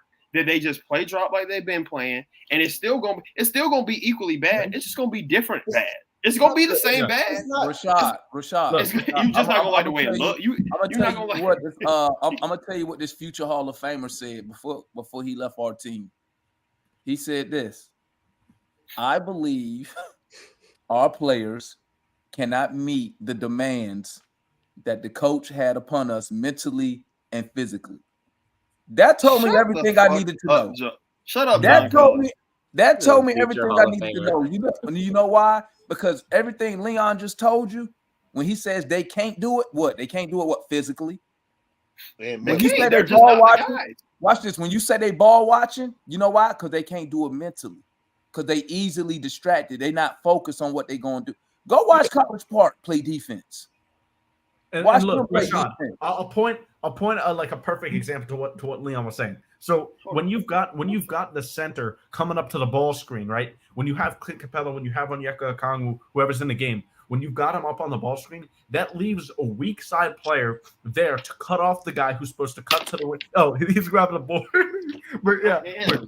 Okay, we get a class by Leon. Hold on. But it leaves these guys, these cutters or guys that are elite finishers able to cut to the rim when you got Bogey, DJ, Trey. But when you have a guy like Sadiq Bey on that back line to stop that cut, place that with JJ, and it's better. But especially when you have bad point of attack defenders, you're playing a system where your center, Capella, is not good at playing high. Onyeka can do it, but he's not the greatest. When you're playing that system, it's going to allow for those corner threes because, listen, the guy cuts, the person guarding the corner needs to come down, and the ball swings to the corner for an open three. Hey, DeMond. So that's the defense. So we're going to leave shooters wide open. That's our defense. Hey, yeah, it wouldn't be our defense if we have the guys to cut off that initial cut to the basket. That's what I'm saying. They can't can't do it. Rashad, my point is it's not. That's what I'm at. So it's like this. That's no, the question. Here's what I'll ask you. If we don't have the players to run that defensive system, why are we running it? Because that's what the option you have. Because you're looking for the future. So because you were never going to win the chip this year anyway. So you were never going to win the chip this year. When it comes to defense, that's a fact. You were never going to win the chip. No, Andrew, that's correct. That's completely incorrect. Look at Utah. That is completely incorrect. What's incorrect? Quinn doesn't play defense. He doesn't believe in defense, basically. DeMond. Well, Quinn had better. He had a defensive player of the year for 3 years in a row. Top 5 in defense, Mike, in Utah, wasn't they? Hey, was top 5 in defense and offense until they got to the playoff and got smoked. Yeah. Hey, because if all you do is drop, good teams beat drop. Do you know? That's why I want y'all to take a second. I want you to think back. We played the Cavs last year. In the last 3 years, all we've done is drop. That's all we've done is drop. Do you know what Donovan Mitchell and Darius Garland did to the drop every time we played them? Them niggas was like 12 of 17 from the elbows every game we played them. So here's what I'm asking you. Would you rather have a free shot at the rim or a corner three that's contested? That's the question. But that's the question.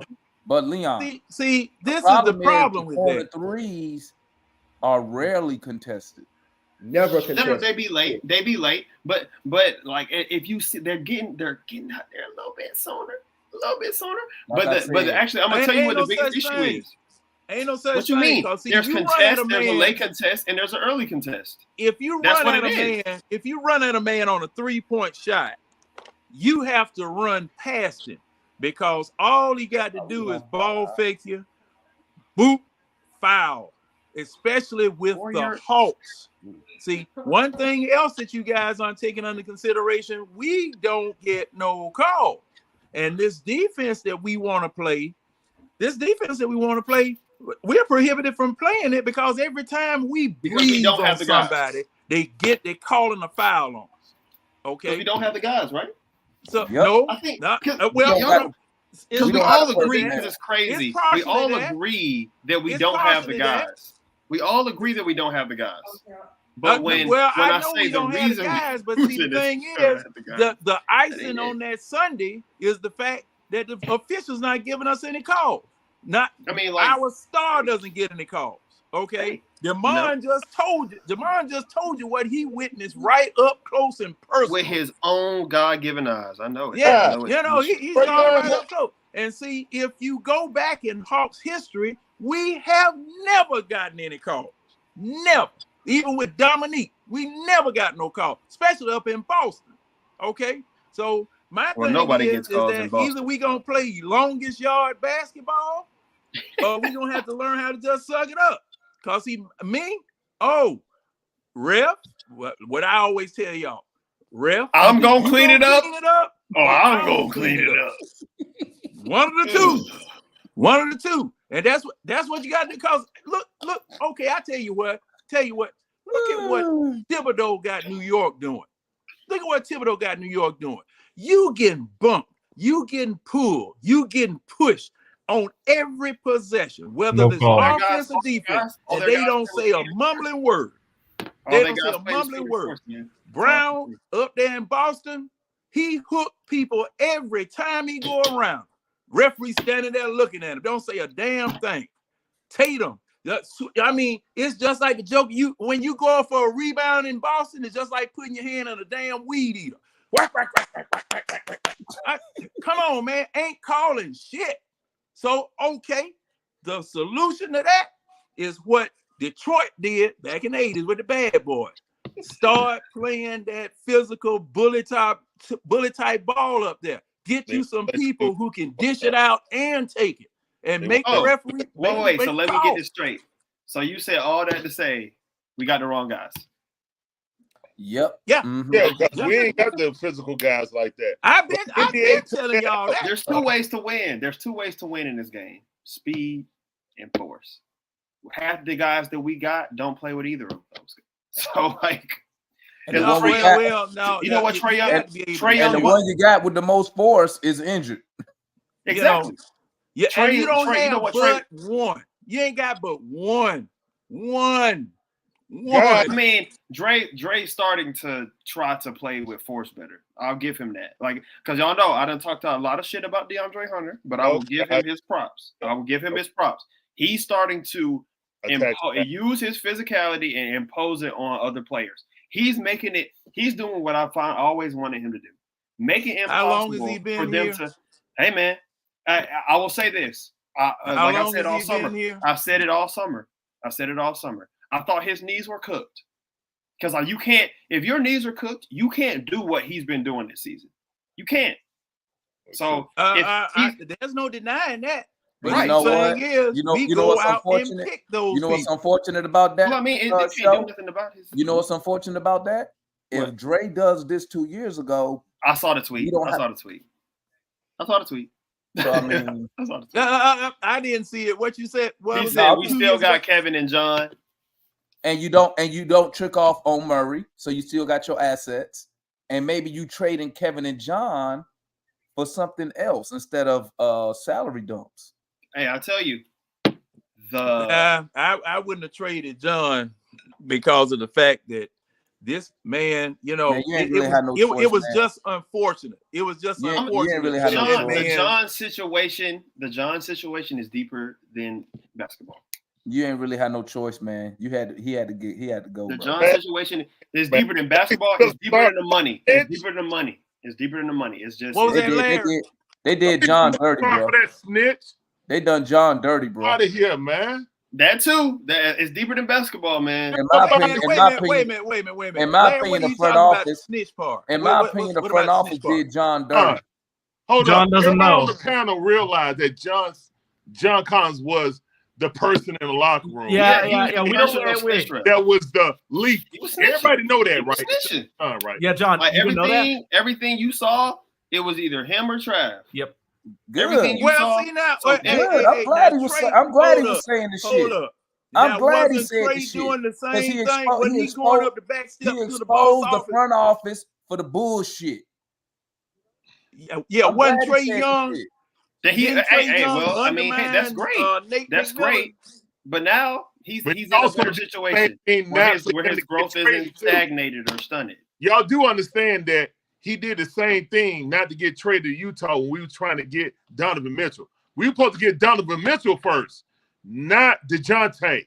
DeJounte was a fallback. They wanted. How did John stop it? John stopped that deal. Hey man, all I know is that it seemed like John negotiation was kind of wavering, and then all of a sudden everything was good. He got signed, and then we picked up DeJounte. We were going after Spider, man. So how did John stop them from going after Spider? I don't know. No, man. John Collins got John. Okay, that was the year that Landry Fields was still in power. No, man, Landry Fields was. You mean Travis? You mean Travis was still in power? Excuse me, Travis. That's right, Travis. That Travis was still in power because they didn't want to trade John Collins and DeAndre Hunter, and that's who Utah wanted. So that's on the back in what year was this, Larry? What year was this? Well, right after we, I guess Donovan Mitchell. This is his second year there, so a year ago in the off season. Okay, but see, John Collins. Why they didn't do the deal? Already signed his deal. They didn't want to get rid of John Collins and DeAndre Hunter. Who didn't want to get rid of John? Travis. Nah. I'll see him. Nah. John was Rustler's guy. Well, I guess it was Tony Rustler. Because Rustler the one. John Travis. Oh, my bad. You right. No, Travis had John traded, and Tony Rustler stopped it. Okay, so my bad. That's the owner thing. That's the owner. Travis had John traded. Matter of fact, Travis the one who gave John that first offer. It was like 4 years, $80 million, and he was like, "Nah." If John Collins takes that deal, he's still on this team. I swear. Yeah. I swear to you, he's still on this team if he takes that deal. But thing is that him being on this team, at the time that that contract would have been signed, he was still a viable John Collins. However, like I said, that plantar fasciitis that he had, plus that tore up finger that he had, he lost is what made John that's what made John Collins a liability. What made John a liability was they refused to play him in the positions where he would to be successful. Running the trick. But why though? Why though? Because they went and got Capella broke ass. And that's where it all went. They went what do you mean? No. Because no, he not. You better put up his shooting number. What are you shooting for? Why isn't Walker Kessler playing in Utah? Why isn't Walker Kessler playing? Because he's a big ass Clint Capella, and you can't play him with John Collins. That's because the front office. That's why Walker's not playing.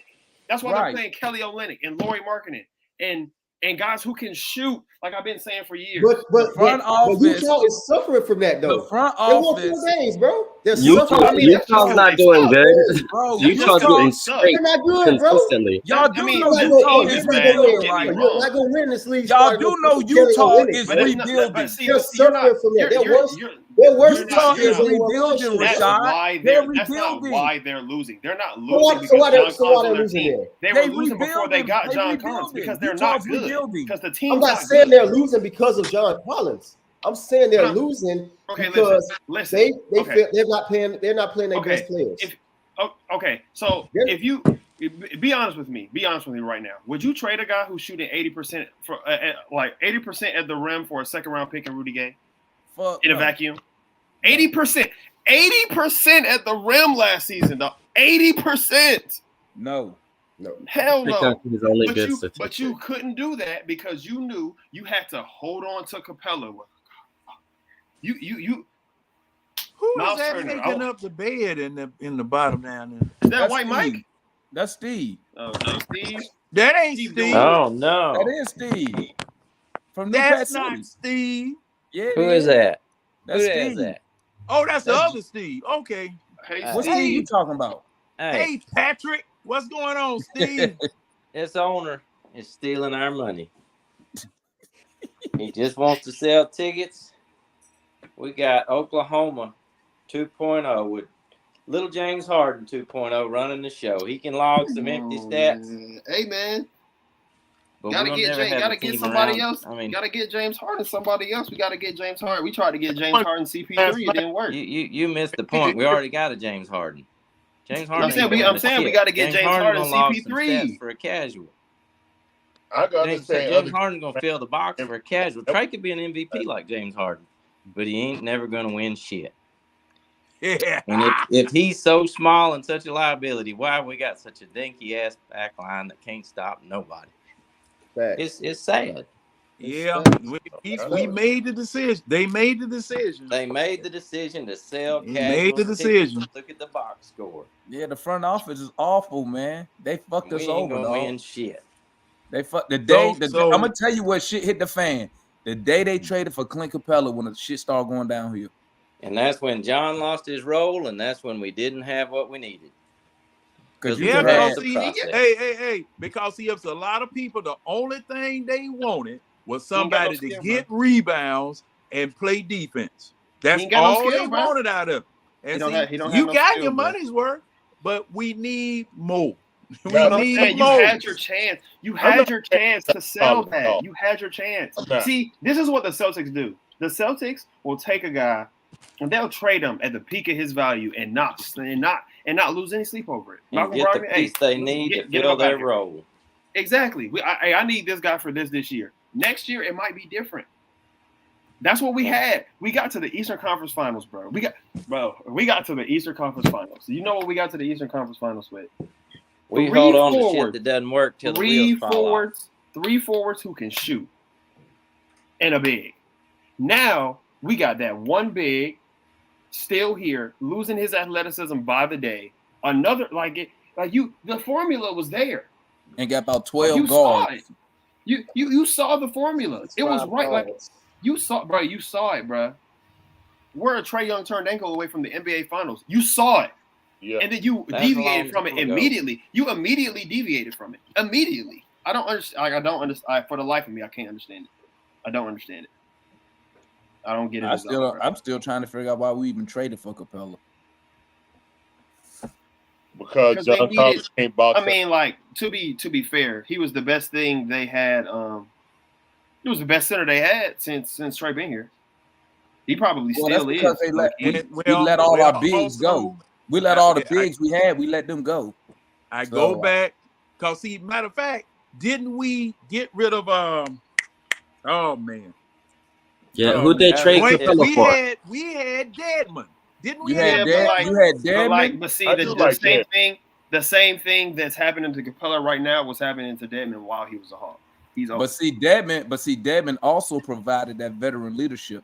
That's why they went back and traded for Deadman. Got him. That's true. Still old. Because Trae wanted Deadman back because they said we lacked veteran leadership and we lacked big. Because remember, we had Deadman, we had Alex Lynn. You let Lynn go. Alex Lynn can. You let Deadman go without making him an offer. Muskie. He get an offer from, I think he went to SAC. I can't remember. Yep, he went to Sacramento. Yeah, he went to SAC. We get to Christmas. Trae was complaining. So then Travis goes back, trade for Deadman. Because I remember if you go back in NPC, I was like, why are we trading for motherfuckers we just let go? So they trade back, get Deadman back.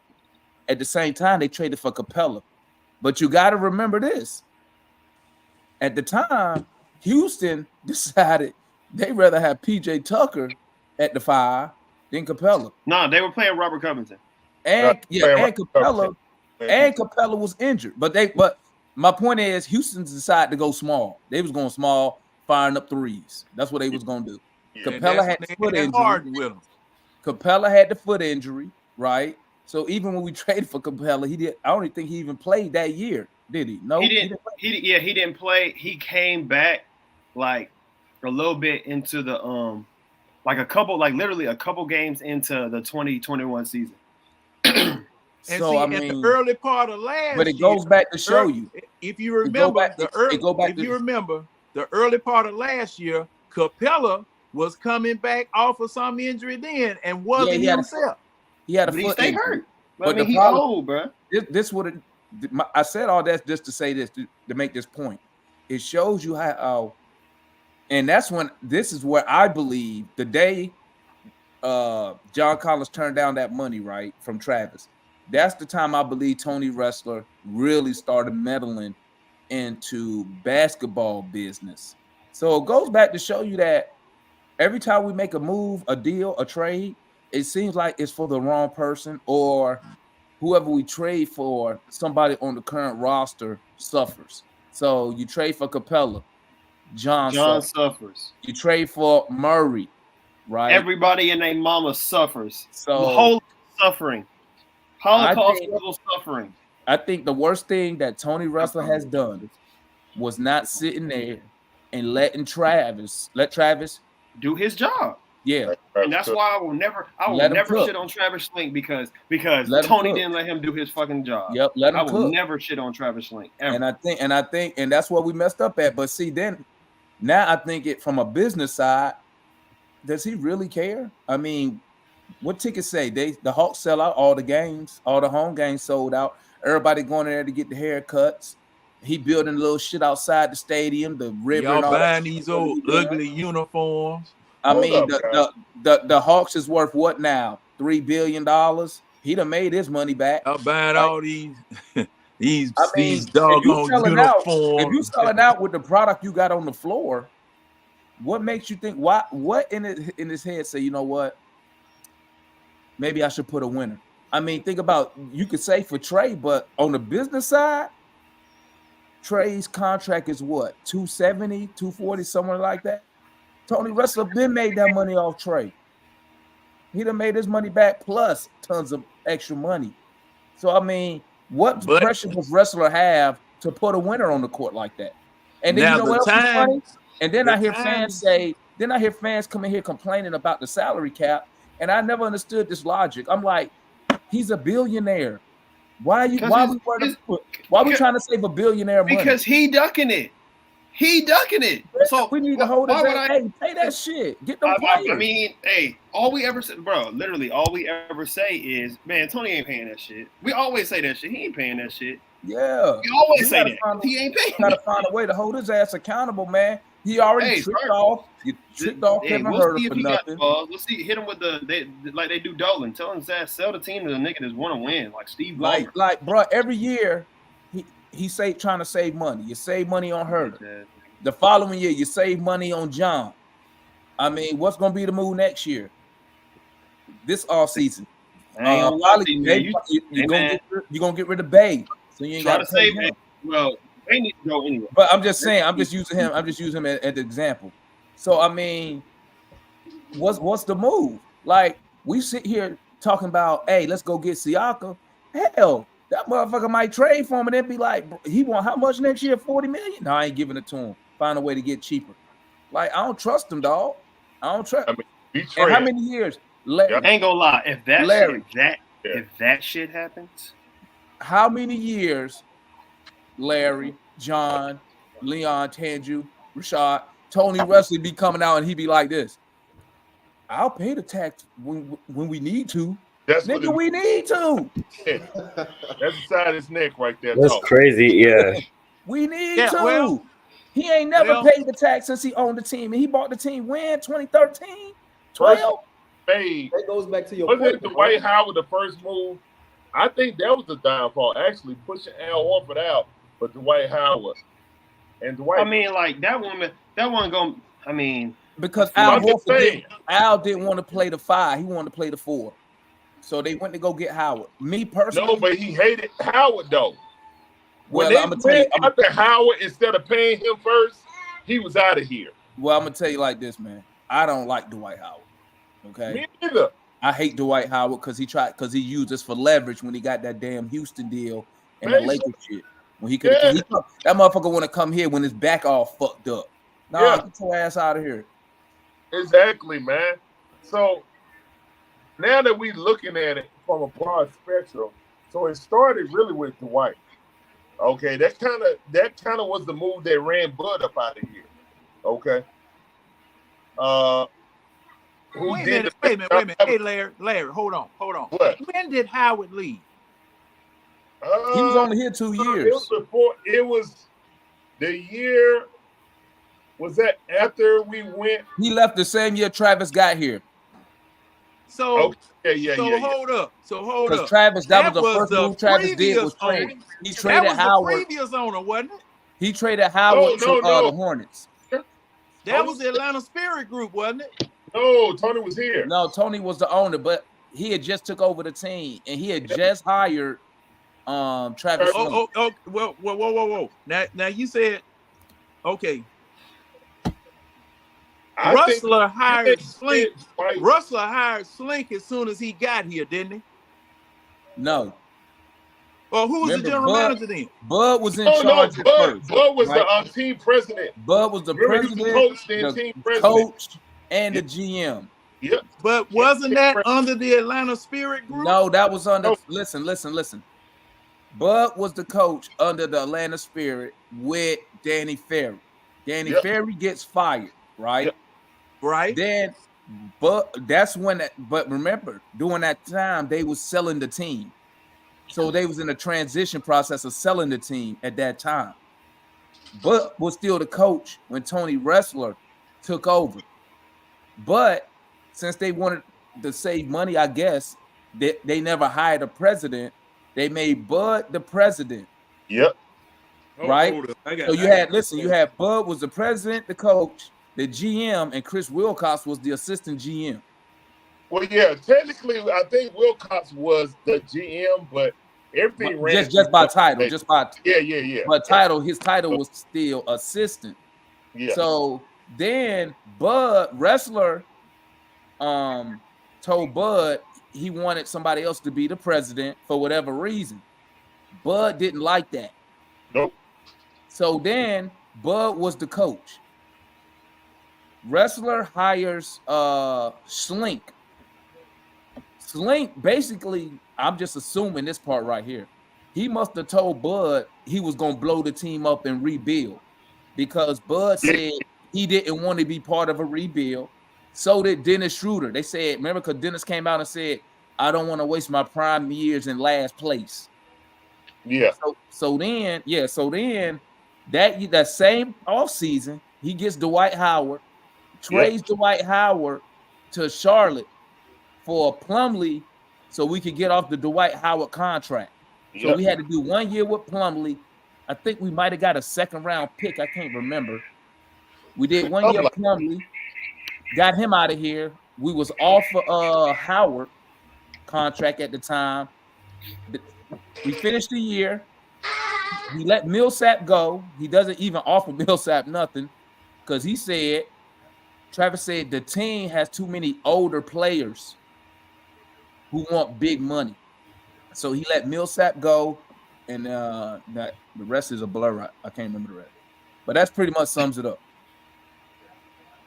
We let go Prince and basically drafted him again with DeAndre Hunter. So he used Prince to trade up to get Hunter at 4. Now that I think about it, if Travis gets to execute his vision,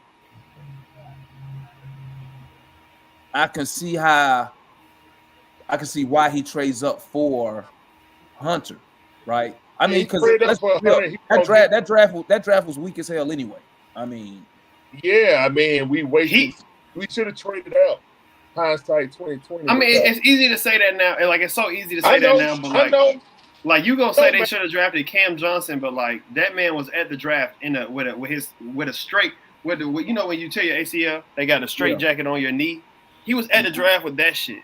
Like you drafted him 10. Yeah. Like that's it. A lot of people say, we should have got Rui Hachimura or some shit. They already had John. Didn't make no sense. So I mean, like it just was what it was. Bro. It was a terrible draft. But like as crazy as this is gonna sound, bro, that shit could have went way worse. It could have. It could have. You could have drafted Sekou Doumbouya. When you go back and look at that them players, he didn't even play his whole rookie contract, bro. He was out of the league in 3 years. Terrible. Hey, I'm just saying, it was just a bad draft. Bro. I'm sorry, maybe I'm the only one didn't have no faith in John Collins personally. I just didn't. He got caught for trying to use performance as a drug. Yeah, but that was after the draft. But what I'm saying is John Collins was often hurt, and whenever we didn't have a semblance of a team, and everybody said, "Oh, he had 20 and 10. He had 20 and 10." We got a semblance of a playoff team.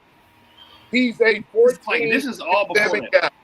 John Collins is a 14 and 7 guy. He ain't even a 5th option. He left out of here. He wasn't even a 4th option on. Man, I don't know. But people talk about DeAndre Hunter. Well, no, go for that dude. Nah, listen, but see, this is my thing with John. This is my thing with John. This is my thing with John. This is my thing with John, right? 14, John, 12 and 5. John is a 21-10 guy. Like, you can't deny that. He did it. We all saw it. The issue is on the team devoid of. Oh, my bad. Go finish your thought. My bad. Go ahead. He is a 20-10 guy. The issue is when you take a player and you start diminishing his role, diminishing his usage, you're not gonna get 21-10 when his usage keep dropping and you keep pushing him further and further away from the basket. John had to learn how to shoot the three. When he came to us, he couldn't shoot the three. He had to learn to shoot three because they kept pushing him further out and out away from the basket. So, okay, I mean, that's fair. See, for me, at the end of the day, I always looked at John as a way more athletic Al Horford. Because you could run a pick and pop with John. You could run a pick and roll with John. John gave you options. Unlike with a Clint Capella, he has no choice but to roll to the basket. He don't have no other option. There's no other choice. That's fair. Can I retort? Go ahead, my guy. All right. With John Collins, we didn't have any semblance. Now I understand we got Clint Capella. That took away. I'm saying, like, before all that, like, you had to go get wings. In 2019, you had to go get wings. You had to understand that. I don't even want to get on Travis yet. We're gonna stay on John Collins. I want to stay on that topic. With John Collins, he was a 21-10 player when we were super devoid of any talent. It was just Trae Young and him. Remember, Trae Young was struggling in his rookie season because John Collins was hurt. Once John Collins came back, he actually had someone to go to. Then they formed a nice chemistry. I always liked the chemistry between Trae and JC. But I saw when they got Clint Capella, I agree with you. They took 3 to 4 possible lobs a game away from John Collins. Shit, more than that. But my thing is this. If he's a legitimate 21-point player per game,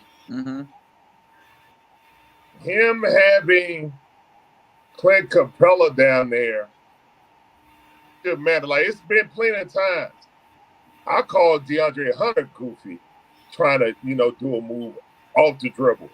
That was non-existent for John Collins.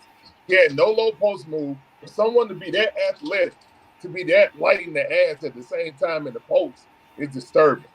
When I seen the same Wesley Matthews that's on our team, they no taller than DeJounte. Push him out of the post like a child. Nah, bro.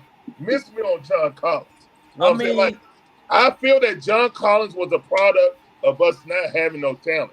And once we got a playoff team around us, he is a 14-7 guy. That's just my opinion, bro. I think John. It's just Clint. Like, it's just Clint. who can shoot the basketball. It's just Clint. My thing is this. I compare John to almost like double O.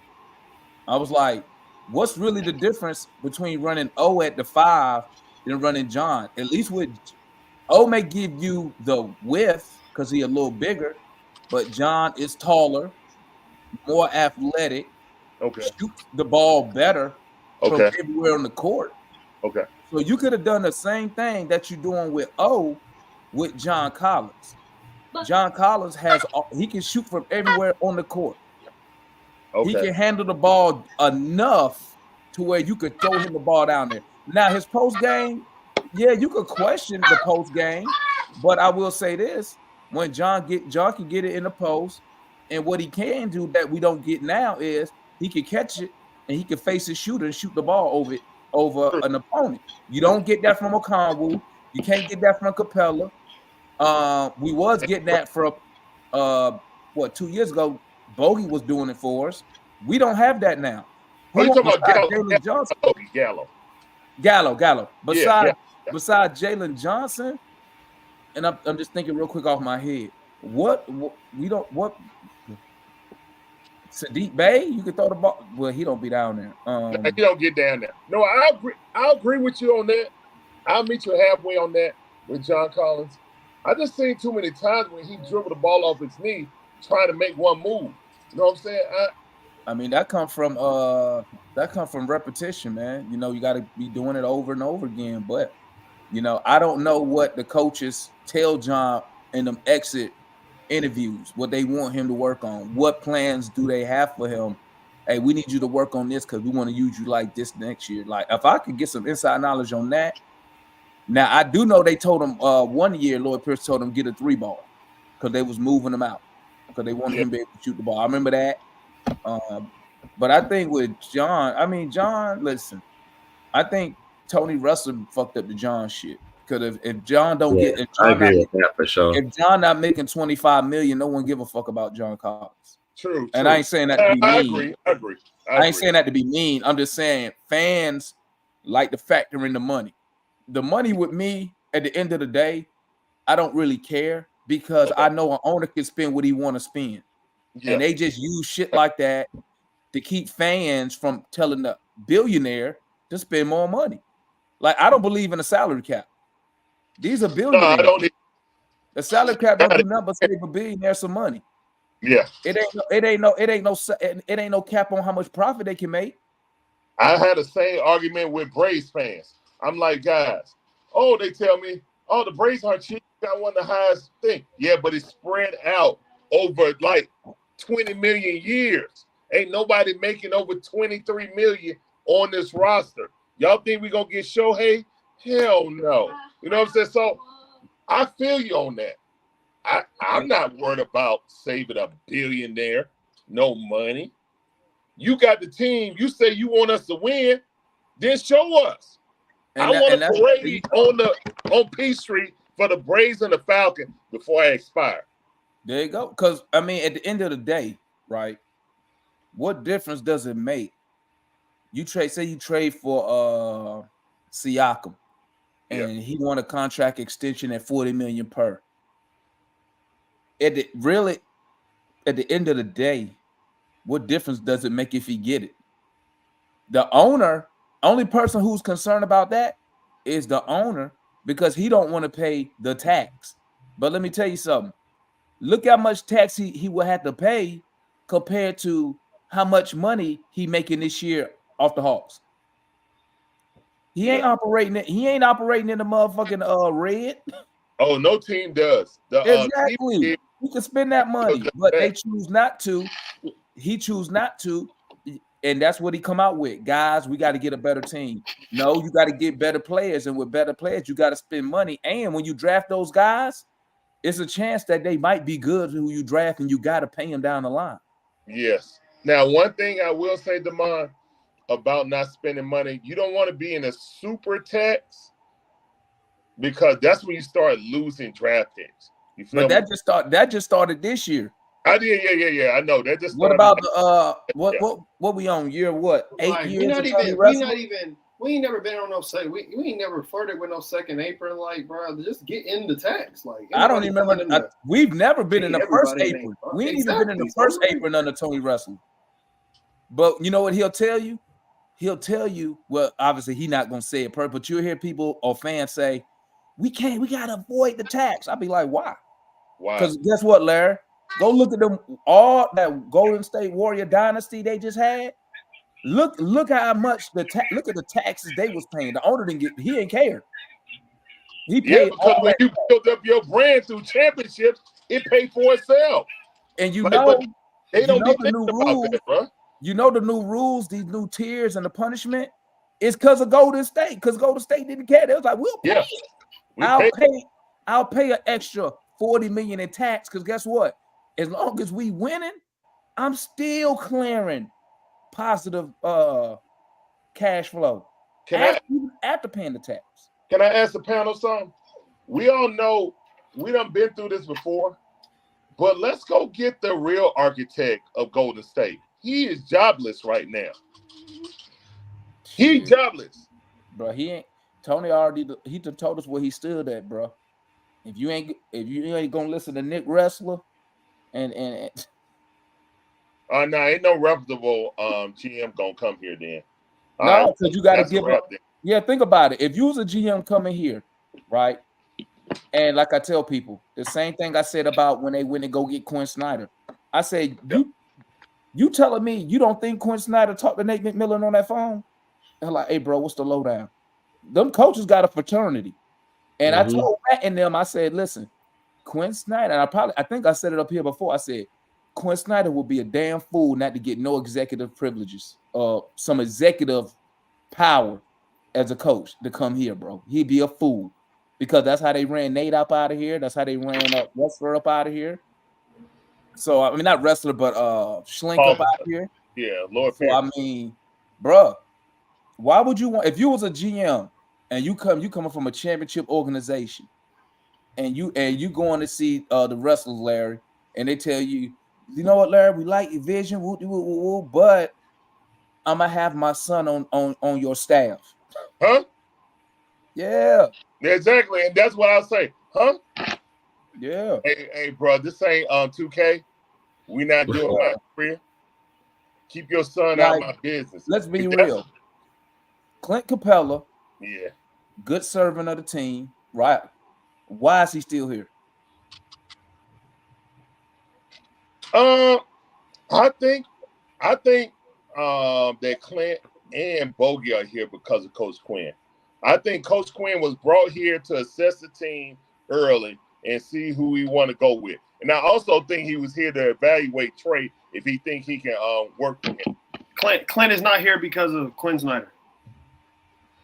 Oh, no, I think he's still here because of, like, the guys who got an extension in the off season or in the middle of the season, like Bogey and Clint Capella did at the end. Clint got extended last season. Last. No, I thought. No, hell no. What you say? Why is he still here, man? He got it because they were dumb enough not to get what they wanted for him, and because they wanted, like I said, I told y'all on the last space. Okay. They wanted to get the 10th pick for Capella straight up. Oh yeah. The Mavs wanted to get off THJ money, and they wanted 10. They didn't want to give the pick all the way up. They just wanted to move back 5 spots. Yeah. And for us to take THJ money, I would have done that personally. I would have did it too. You know, because Lively looked like a nice young piece that would have. Yeah, he still fouled too much, but it's all right. Hey, it would have been too much light skin, you know what I'm saying, up in here though. And I told him. I told Mikey and them in our Twitter chat. I said, go get Lively, trade him, just do the shit. Yeah, once again, out of the draft. I will admit that. Once again, a Landry Fields front office fucking us over again. Clint should have been gone, bro. Yeah, I agree with that. He should have been gone. Now, you ain't finna get. You lucky if you get a. Can't get shit for him now. Because he was only gonna get older. You always bet on the ascending. If you get a late first for Clint, it's gonna come from a desperate ass contender, bro, and who making a run, who desperate. But in the all season, you ain't getting shit for Clint. You probably want to get a 25 or a 27 in the years you gave your pick. Yep. And he owed another $22 million next year too. We definitely could have tried Dallas to get that pick, but he ain't pulled the trigger on it. That's why I ain't a fan. I ain't a Landry fan, man. As a team, we're fundamentally flawed. We don't have the defenders to play defense like we want. DeJounte is not the guy that we thought he was going to be. Point guard defender. Point guard defender. Show, you forgot to add though. You forgot to add, Show. He got something. Leadership. That Hawks he got DNA. Hawks DNA. He got Hawks DNA. He got Hawks DNA. Hawks DNA. Yeah. I ain't got no sounders up here. I'm on my phone downstairs. Yeah, that's a big one. That should have got one of those wah wah wah. Yeah, wah. Yeah, that's exactly the button I would have pushed if I was upstairs. Man, I'm about to get off. I appreciate you having me on. I'm about to do a random game. What's that? I think it's Phoenix and Denver. So I'm gonna do a random game. Okay, I might tap in with you. I'll be in the chat because I'm about to go chill in the. Appreciate you having me on, garage. TV star. I see you. Why you always say garage like that? Because I'm from Virginia, man. Yo, I'm telling you, Bally's need to give you some money, Damon. You was a lone Hawks fan. Yeah, you was, bro. I wish you gotta watch just to see yourself. Like, you was really going up. Bro, you was in there. You was really going up, man.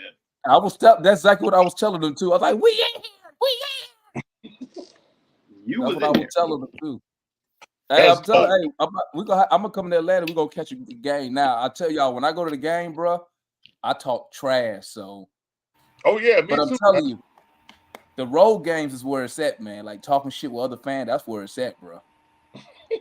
That's where it's at. I already told, cause you know I'm homeboys. My homeboys run the We Talk Mavs channel. They up in Dallas. I'm going up there to see that game too in April. I'll be up there talking shit. Hopefully we not getting our ass. Hopefully we ain't tanking by then or some shit. But I'm gonna be up there too, man. Shit. All right, then. All right, Larry. Get on and get ready to prep, man. Appreciate you letting me come on as always. No problem, man. Salute. Hey, peace. Yes, sir. Hey, this is what it is, man. It's Interactive Fan Channel, dog. You feel me? Come up here and chill. You feel me? All right, we winning tomorrow or what? We winning tomorrow, right? Who the Bucks got anybody out? Let me see. They got an injury report. Cause I mean, we got to bank on another bad game by Lillard. I mean, because DeJounte can guard DeJounte Lillard because DeJounte Lillard. He can guard Dame because Dame not trying to go to the rim for real. That's who he can guard. He real good guarding somebody who really ain't trying to take him. Okay. And Dame ain't really trying to take him. Not for real.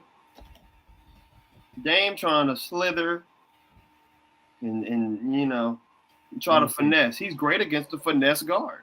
I'm trying to find the Bucks. See what they got out. Because we only out JJ. Jay Crowder. It's a home game, right? We at home tomorrow, right? It don't matter. It's No, I'm pretty sure it's a road game. It's a road game. Shit, we still on the crazy road. travel, right? Crazy travel. It's the last road game. We get back to the house. Damn. So we went from Cleveland to San Antonio back up. That's ridiculous. Shit. It is crazy travel. Well, they got Jay Crowder and Pat Connaughton are out. Who out? Jay Crowder and Pat Connaughton. Hey, DeAndre Hunter. Dre, it's your game, baby. It's your world. We just living in it, Dre. Bro, Quinn got to get his video guy to make a tape of the. They forgot about Dre, man. I mean, we ain't forget about Dre. We watch his ass all the time. We waiting on Dre. Shit, they forgot we waiting on. I mean, listen, if Dre, and I hope he does, man, cause he a Virginia guy, man. Damn, if he come out that shell, bro, with that, cause I see them go to that hole last night. I'm like, what the fuck is this at? Whose man's is this? Literally. I'm like, what the fuck? But that's what's fucked up about the foul, about all the little weird ass foul calls. It's like we want that dude to be aggressive, but then it's kind of like keep bringing him back. Hard, man. Yes. It's hard to be aggressive when they calling shit on you. I think the NBA got something to do with that shit too. I'm just saying that shit weird. It's very odd. The NBA got some. That's why I said Quinn needs to start putting together videotapes of these bullshit ass calls, man, and send that shit up to the league, to whoever in charge of that shit, Stu Jackson, whoever the fucking charge, send that shit up because that's some bull. Them fouls he got last night, bro. I couldn't even believe they was fouled. I was like, what the fuck type of game you on ref tonight, ref? At this rate, if you ref like you ref Dre, this is gonna be a 5-hour game. You feel me? But hey, man, hopefully we get that damn dub tomorrow, man. Cause, bro, this fucking 500 shit getting on my last fucking nerve, man. I would really like to just go in one direction. I'd rather for us to be good or just fucking suck. Until the young man returns, it's gonna be a whole lot of this. You be like, listen, I'm gonna be honest with you. Until light-skinned LeBron returns, you need to be happy that you're staying at 500. Be happy. Be happy. Because Saddiq Bey can't guard me or you. If it's me or you out there, we're cooking. I can beat Saddiq Bey on the back cut. I'm confident. I'm confident to say if Trae Young's at the point, I could beat Saddiq Bey on the back cut. I'll get my first 2 NBA points. I just don't understand how people just lose their man like that. Like that shit is baffling to me. Yeah. Is it really that much shit going on to where you can't process shit fast enough? Oh, it's what's going on. It's like this, bro. If the big's getting up to the level of the screen, if he's showing and retreating and he ain't retreating fast enough, and Evan Mobley's coming down the lane, what do? I'm Sadiq Bey. I'm a foot out of the paint. Evan Mobley is going to the rim like he's just running. Mm-hmm. What do? Tell me. Get out to the shooter, give up the 2 points. Sometimes stop Evan Mobley, give up the back cut. But what about this? Sometimes you got to be able to. It comes to split the difference. Something like that. Knowing your personnel. Hey, knowing who you playing. Is that dude out there? What is that dude shooting from 3 right now? Is he hot right now? Has he been hot the last couple games? Is he cold? So you saying give up the 2 points? I'm saying make a decision make an educated choice, decision. Hey. You telling me he can't make an educated decision? I mean, because you're gonna be caught up in those situations. He went to Villanova. He should be able to make those. Now I'm gonna tell you another thing I don't understand. That luckily we didn't see a lot of that last night, but the fucking not getting back on defense, that should be tripping me out. We'll shoot a 3 and they still beat us back on defense. I'd be like, damn, y'all just don't plan on getting back. We don't have no dogs, bro. We ain't got them, bro. I don't know what they matter. I'm trying to think. Is there gonna be? What you think of? Real quick, show. What you think of? Does adding a Caruso do anything? Whether it's starting to come up. Hell yeah. 5 spots. 5 spots on defense. Easy. He's what we like to call the stuff happening. Shit just happens when he's on the court. Now, let me ask you this. Teams be scared. Teams are scared of Alex Caruso. He signed. He got a good contract. Mm-hmm. I want to say he got about either 2 or 3 years left on that contract, right? Even if we don't get our hands on Siakam for whatever reason, I believe I would still add a guy like Caruso. Unfortunately, we're not in a position to do that, mainly because that doesn't really it helps us. But to be honest with you, if you traded for Caruso right now, you're keeping him to trade him. But I'm saying, see, this is my logic though, Show. This is my logic. Mm-hmm. Okay. Because he's just not. He's a great player, but he's not the player the Hawks need. But I'm saying they need the 6'9" equivalent of him. That's what they need. Can we say this? He's a good piece to have for your team if you're trying to build a championship team. He's a good piece to have. So my thought process is this: if I can't get the dog because dogs are not available for whatever reason, teams want to keep him or whatever, why not go get a Caruso? And I'm not saying he gonna be the game changer now.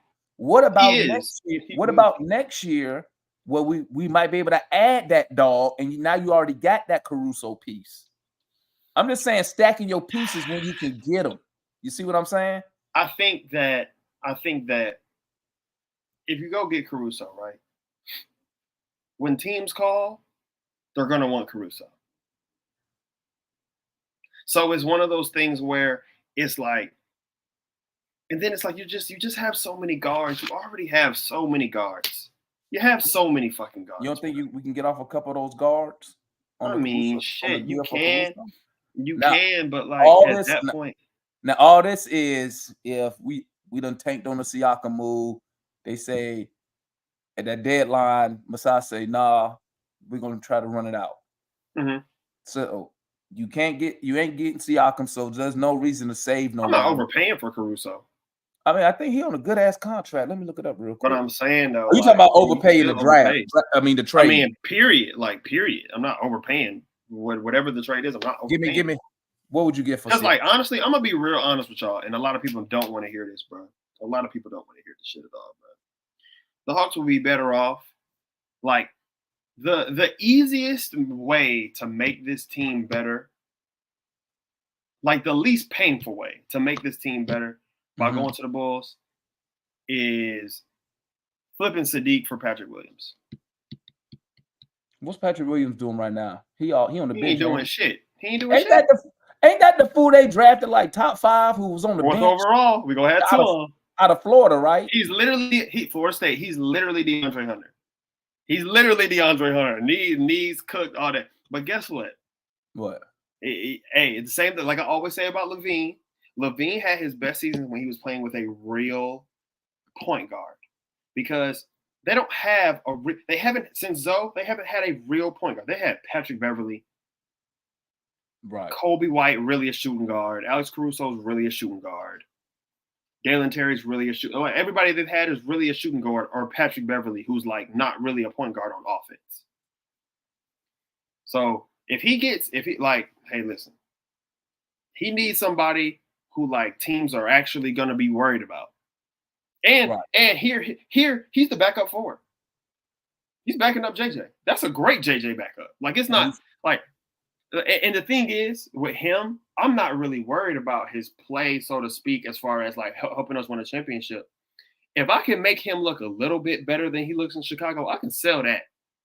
He's 21 today. Like he came into the league at like 18. So hey, fix his shot. He can't. His footwork's terrible. We can work on that though. We can work on that. I mean, are you confident in Hawks' development? I am now. Yes, we have a developmental coach again. We don't have a coach that goes to the media and says we're not developing. So yes. I mean, Skyhawks look good, right? Hey, wait, Skyhawks look good, right? On the defensive side, they're amazing. On the defensive side, but hey, well, they can't score the ball, but on that defensive side, they ain't got Trae Young, man. On that defensive side, though. Hey, wait till AJ get down there. Woo! What they gave up today? I think they gave up 80 points today. Hey, yeah, that defense suffocating, man. I ain't even much lying to you. I ain't even much lying. But like, I mean, Patrick, he's like that's a very low risk, high reward type. Yeah, 6'8", physical as hell, and I think he's under contract for a couple more. Yeah, he's still on the rookie deal. I'm Patrick Williams, right? Don't. You know what? I got to make sure I'm not lying to you. I'm not, because I'm not sure. I'm feeling like he just got drafted like 2 years ago. I feel like he's because like he been hurt. He been hurt so much. I forget what year he got drafted. I'm pretty sure it's the year after Draynham, which means he shouldn't be getting paid. I'm pretty sure it's 2020, or it's 2020 or 2021. I thought it was. No, it was 2020. Yep, 4th overall pick, 2020, the year after Dre. So he should still be on a rookie contract right now, right? Yeah, but unless they extended him, and I'm not sure if they extended him or not. I don't think they did. Hell no. Hell no. So he making not like him and Bay basically making the same amount of money right now. So he making about $4 million. He making about $4 million. No, well, it depends, man. Like if they move off of LaVine, they're probably doing a whole fire sale. So I mean, we probably could get in to get a guy like a Patrick Williams for the low. For the low. Go ahead, load up on seconds. We'll give you 2 seconds. They probably looking for draft picks. But he ain't worth a one. He ain't worth a one. So you could really. Well, I ain't saying give him a one. I'm with you. I'm with you on the second. He ain't playing. He ain't doing shit. Hey, take Sadiq in a second and shut the fuck up. Get up. But as far as defense. So as far, but without, so as far as if you don't get Siakam though, yeah, I don't even know what other star players available off the top of my head. Ain't nobody else really bad. You're gonna have to go get somebody. Unless you just want LaVine. Unless you believe in LaVine. I'm scared to go get LaVine, bro. Yeah, I was too much light skin. I'm scared, bro. Like I see when he's throwing the ball and everything. Oh, does not have winning DNA, bro. I love DeRozan to death. He's not a winner, bro. Well, he already said he want to go to he's not Miami. A winner, bro. New York or Miami or New York. His temperament is too buddy to win when it matters. And Raptors fans will tell you that too. Raptors fans will tell you that. And to me, he probably He a little longer than two for us. Yeah. He ain't no spring chicken, so to speak. Now maybe if he was like a two-time champion at this age or something like that, but I mean, hell, Pascal Siakam got more chips than him. Ooh, I know he felt salty on that one. No, he did. They traded you, and the dude they traded for leads them to a championship. You gotta feel like shit and on then that one. Dips like a real one. Just I don't give a fuck. I wish he would have came here and did this shit. I still would have been praising that motherfucker. I still be wearing his motherfucking jersey right now. I'd be having them ugly. Oh my gosh, those were. They be like, he don't play for the Hawks no more. I be like, I don't give a fuck. I'm gonna have to make sure I got that one with the little trophy logo on that motherfucker too. Like, you see this right here? But you're right, Steve. I wanted DeRozan like 3 years ago when he was a free agent, but nah, he looked longer than tooth right there. So I mean, I don't know where we're gonna get Trey another star at, man. Because I do agree, we need another star player, man. And I mean a star. When I say a star, I mean a player that commands a double team. Like there's nobody else on the team commands a double. Huh? Pascal Siakam. No, I'm saying if we don't hit on Pascal before the deadline, I don't see, bro. I don't see why Toronto not gonna move this dude. I ain't gonna be honest with you, Demond. Do you know what I started doing a couple nights ago? What? Started doing my draft prep. Started doing my draft prep a couple nights ago. I started looking at tape, No Ceilings. Hey, shout out No Ceilings NBA podcast. They online Substack. Great stuff. They do. For real, I gotta check them out. No Ceilings NBA, great. They podcast. I'm already. I ain't gonna lie. I was somewhere telling them cats. I was somewhere. I said, man, we need to go and tank for Cooper Flag, bro. Gonna get flagged. That's next year. That's next year anyway. Next year anyway. So I don't know. But I'm saying, like, I'm like, to me, I'm gonna be like, don't nobody want to hear this shit, bro. Be real. Yeah, but you looking at what? You looking at what though? You looking at lottery? Listen. It's like 4 or 5 of them. They all ain't gonna go in the lottery. They all ain't gonna go. We look like we 7-6 at the highest. That's a 20. Be real. Get 20. Be real. We got 2, so we can move up. I'm gonna ask you a real question, Leon. I'm gonna ask you a real question. 4 spots. I'm gonna ask you a real question, Leon. 14, 12. I'm gonna ask you a real question right here. I got you. Play-in or lottery? Who, us? Yeah. Which one would you want us to do? Play-in? You want us to be a play-in team?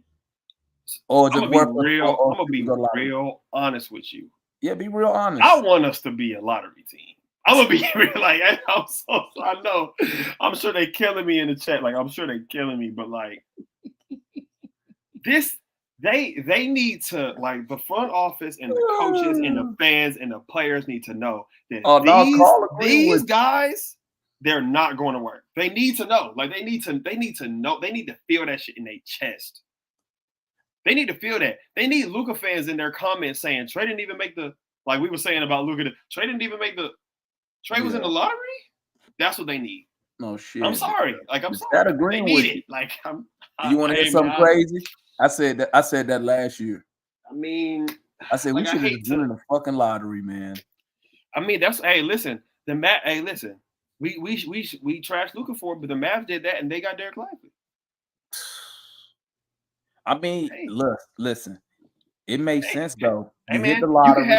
You could have Jordan Hawkins right now. You could have Jordan Hawkins right now. You could have traded Bogey for whatever you wanted to. I mean, listen. Just saying. It could work. Like, you hit the lottery. Say we don't get Siakam. Man, just get man. Listen, if the Hit the lottery, right? Hawks get anywhere top 10, we're good. Anywhere in top 10. Then you could package the other two and try to move up. That too. I've been saying it. I haven't started looking at no college players yet. So man, it's some fire out there. It's a whole. See, everybody was like, "This is a weak draft," but really, what they mean is it's not as strong at the top. So it ain't no. There's no Wemby. There's no Wemby, but like a Zion. There's like no, God no. I mean, but like, be for real. So it's more like a It's more like a Cade Cunningham draft. Nah, I mean like Cade. I never really. The thing with Cade is Cade never was it athletically, and you're seeing that now. He's just not. He's a 6'8" skill guy, and like there's a cap on that at 6'8". He kind of remind me like a Jason Kidd type skill player. I mean, like, but he's just not that. He's never going to be that level of skill. Right. And he's also not very good on defense, which is kind of like the whole thing on Jason Kidd is like floor general in every way. Like he's gonna get steals and like all that. Like Cade's kind of food on defense, Loki. But like there's 3-point guards that like teams are going to believe in. There are 3-point. My boy Isaiah Collier. I was rebounding for Isaiah when he was in 6th grade in a Woodward gym before he went to Wheeler. They talking about he might go number 1. I'm so proud of the kid. Right. But it's like it's the 3-point guards up there. Wait, did you say another point guard? No, I'm talking about that's good for us. Happy birthday, I guess. I'm talking about that's good for us because I don't know. I have no idea where that shit came from. I saw that shit. What the heck? Like that's because teams are gonna eat on those point guards. They're gonna take those point guards, and we can get like somebody with some size, bro. Because like Ron Holland's not gonna fall to us. He's like probably what you want Dre to be, but you can never have like I said. I tweeted this too. The moment the Hawks drafted Trey, the only thing they should have been drafting was skill bigs or forwards with guard skills, and they've only drafted 2 of those the whole time. They drafted Jalen, and Hunter is half of one, and AJ is half of one, and everybody else is a guard or uncomfortable. That's what you just said right there. Makes what Matt told me. You just supported his thought. Well, what he was telling me, he said Travis drafted Hunter for a specific reason because he was skilled. Yep, skilled and 6'7". But I mean, I feel like the idea. I'm gonna play like this though. Hold on, I got a question for you. Yeah. Say we end up in the lottery, right? Trade up or what? Just say we end up in the lottery, our final pick, whatever. By draft day, we picking 5th, right? That's a starter.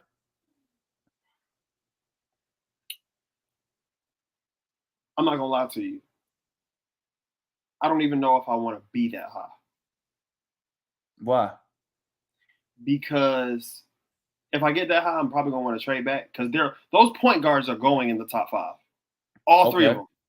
Like to me, it's 3 point guards going in the top 10, easy money, like easy. So I mean, 5 is it a starter? It depends on who's still here.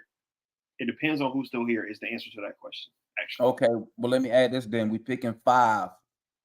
Are you going best player available, or we need to address a certain? I'm getting the best. I'm getting the best non-guard available.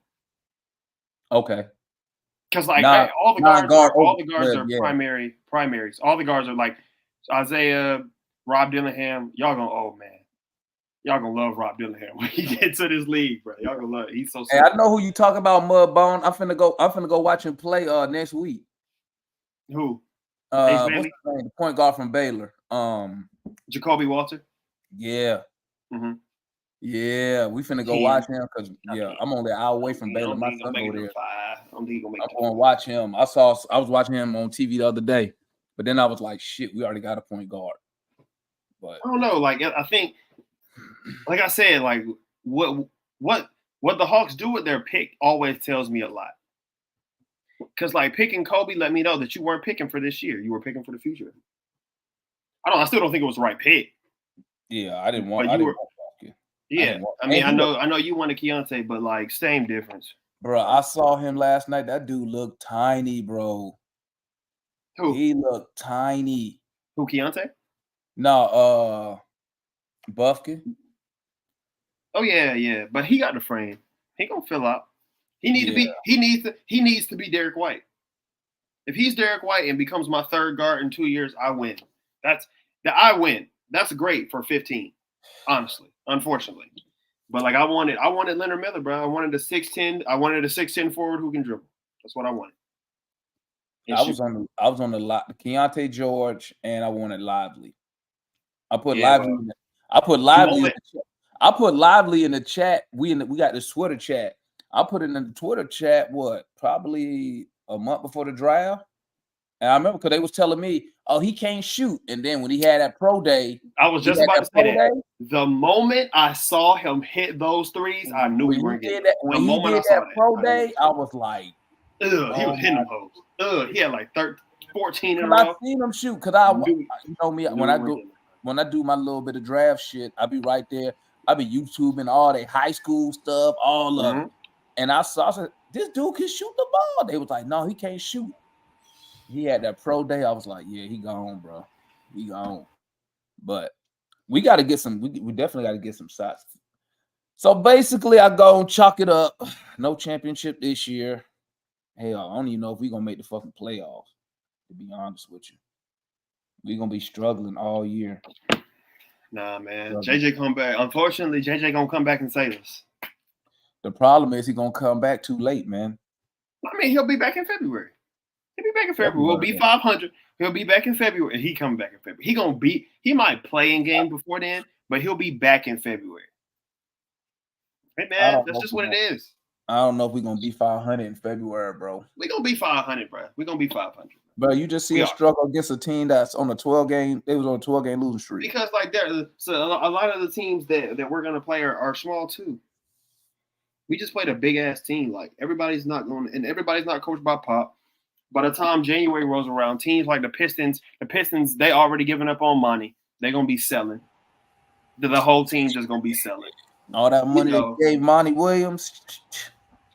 I mean, like everybody got a pep in their step at the beginning of the year. You know, everybody got a little pep. But you know, Detroit, I wonder if Detroit.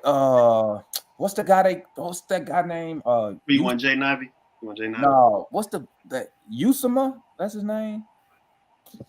Asar Thompson. What's his name? Him, buddy. You're not talking about Asar, are you? Asar, he tough, bro. He tough. Yeah, we're not getting Asar, bro. They ain't trading him. They build it around that. We remember we tried to move up with Detroit. That was one that we tried to move up with Detroit. We tried to move up with the Pacers to 7-5. They had 7-5. They ain't won them. They ain't won them. I could not believe. I couldn't believe. I was gonna say, if you look above us, we got Cleveland and Indiana.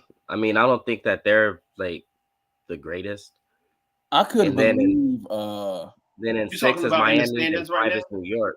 Yeah, in the standings right now. I don't think we ain't that good, but I don't think those other teams are that good either.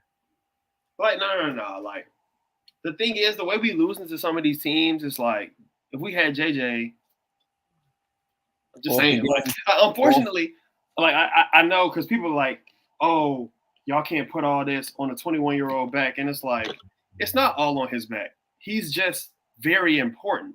And it's not so much what he is as much as it is the lack of what's behind him. It's the lack of what is behind him that's truly killing us. Because Sadiq Bey, like, bro, we have literally, Trae Young's never had anybody, like the closest, this is going to sound crazy actually. The closest thing to Jalen Johnson we ever had that Trae Young's ever played with on this team is Jabari Parker. That's the closest it's ever gotten. And you know, Jabari Parker after all them damn ACL surgeries. Hey, but you know he was balling. Be for real, he was hooping. He was hooping, and he got hurt again. He got hurt again. He was doing. I ain't gonna front. I enjoyed him and I enjoyed him and Jeremy Lin. Yeah, I enjoyed them. They did what they were supposed to do while they was here. Like it's true. I think people are realizing now what I was saying before is like he juices our offense and our defense. So while he's gone, it's really Trey Carey. Like it's just the Trey Carey. It is. Like that's just what it's gonna have to be. And I guess people are saying DJ had a little quad contusion. That's why he ain't been on. Yeah, whatever. Still a shitty fit. Still a shitty fit. It's never not gonna be a shitty fit. I think DJ he got to work on his ball handling. Every time he tried to go in the lane, every time he tried to dribble behind his back, he lose a dribble and got to stop. That behind the back where he loses. Yeah, where he always looking at it. He always looking at it. What you doing? I'm like, bro, my son 11 and he could dribble. He could do that without looking at the basketball. He literally puts his head down. Look, yeah, he got to look for it. I'm like, yeah, bro. That's your old boy though. 3 first-round picks. Hey, I like DJ's attitude, man. Hey, I'm gonna support him while he's here. I'll tell you that. I mean, we don't really have a choice. I'll support him when he. I mean, listen. We hopefully the front office knew what they was getting. He ain't never been a number 2 scoring option. He ain't never averaged no 25, no 27, no 29 points a season. What made him think he was gonna do that here? Because he had one good year. He went to like we should have been traded 3 first-round picks. That should be going for an all-NBA player. That should be going for a multiple all-star player. Not for a dude who just made his first all-star game on a losing ass team. Right. I mean, I see the gamble, like when Houston gambled with Harden, and gave him that money and brought him to Houston. He was a six-man role, but bro, I knew something was up. As soon as I heard Travis was like, don't do it, I was like, oh, we done fucked up. And now we stuck. I mean, I guess the only good thing we could say is salute the DJ for taking that 30 million. Because that's like I said, bro, they gonna hold on to him all season because they want to trade him when he get to 30. And they should. Like, it's great. It's fucked up. Wait, when he get to what? When he starts making 30. Remember I talked about this last time. Man, when he gets to 30. 30 points per game. I thought you 30 years old. Hell yeah. I'm about to say, what the fuck type of plan when he start making 30 mil, then they'll trade him. So it'll be next summer. Hopefully. So, well, until then, I guess we ain't got shit popping off. They sound like shit popping off. Not over here. Shit. That shit take you in the trap? You at the trap, man? Who? Yeah. It's on the way. It's on the way. I feel that. I still live on the way. I ain't in the hood. I'm on the way to the hood, though. So we catch them strays over here sometime. You catch them sirens sometime. All right, man. Well, I'm from the road, family. I'm finna go to this garage, man. Y'all know what time it is. Hey, I'm gonna say one last thing. This ain't got nothing to do with Hawks basketball, but hey, I'm so glad that that youngster Mikey Williams got off on all those charges. Oh, he beat those charges? Yeah, he beat him. All of them? He ain't got no jail time?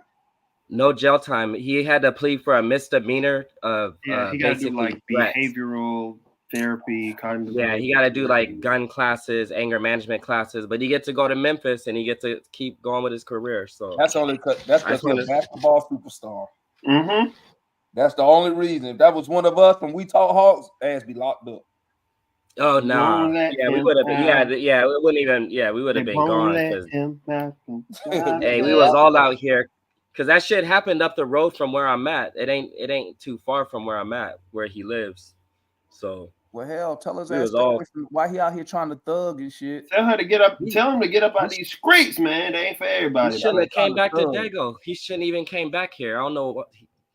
He shouldn't have came back here. His big homies failed him. The big homies is not big homie anymore, bro. They not. Yeah, that shit should have never happened. That shit should have never happened. That's because they'll make them like me. I'd have told that nigga, don't even.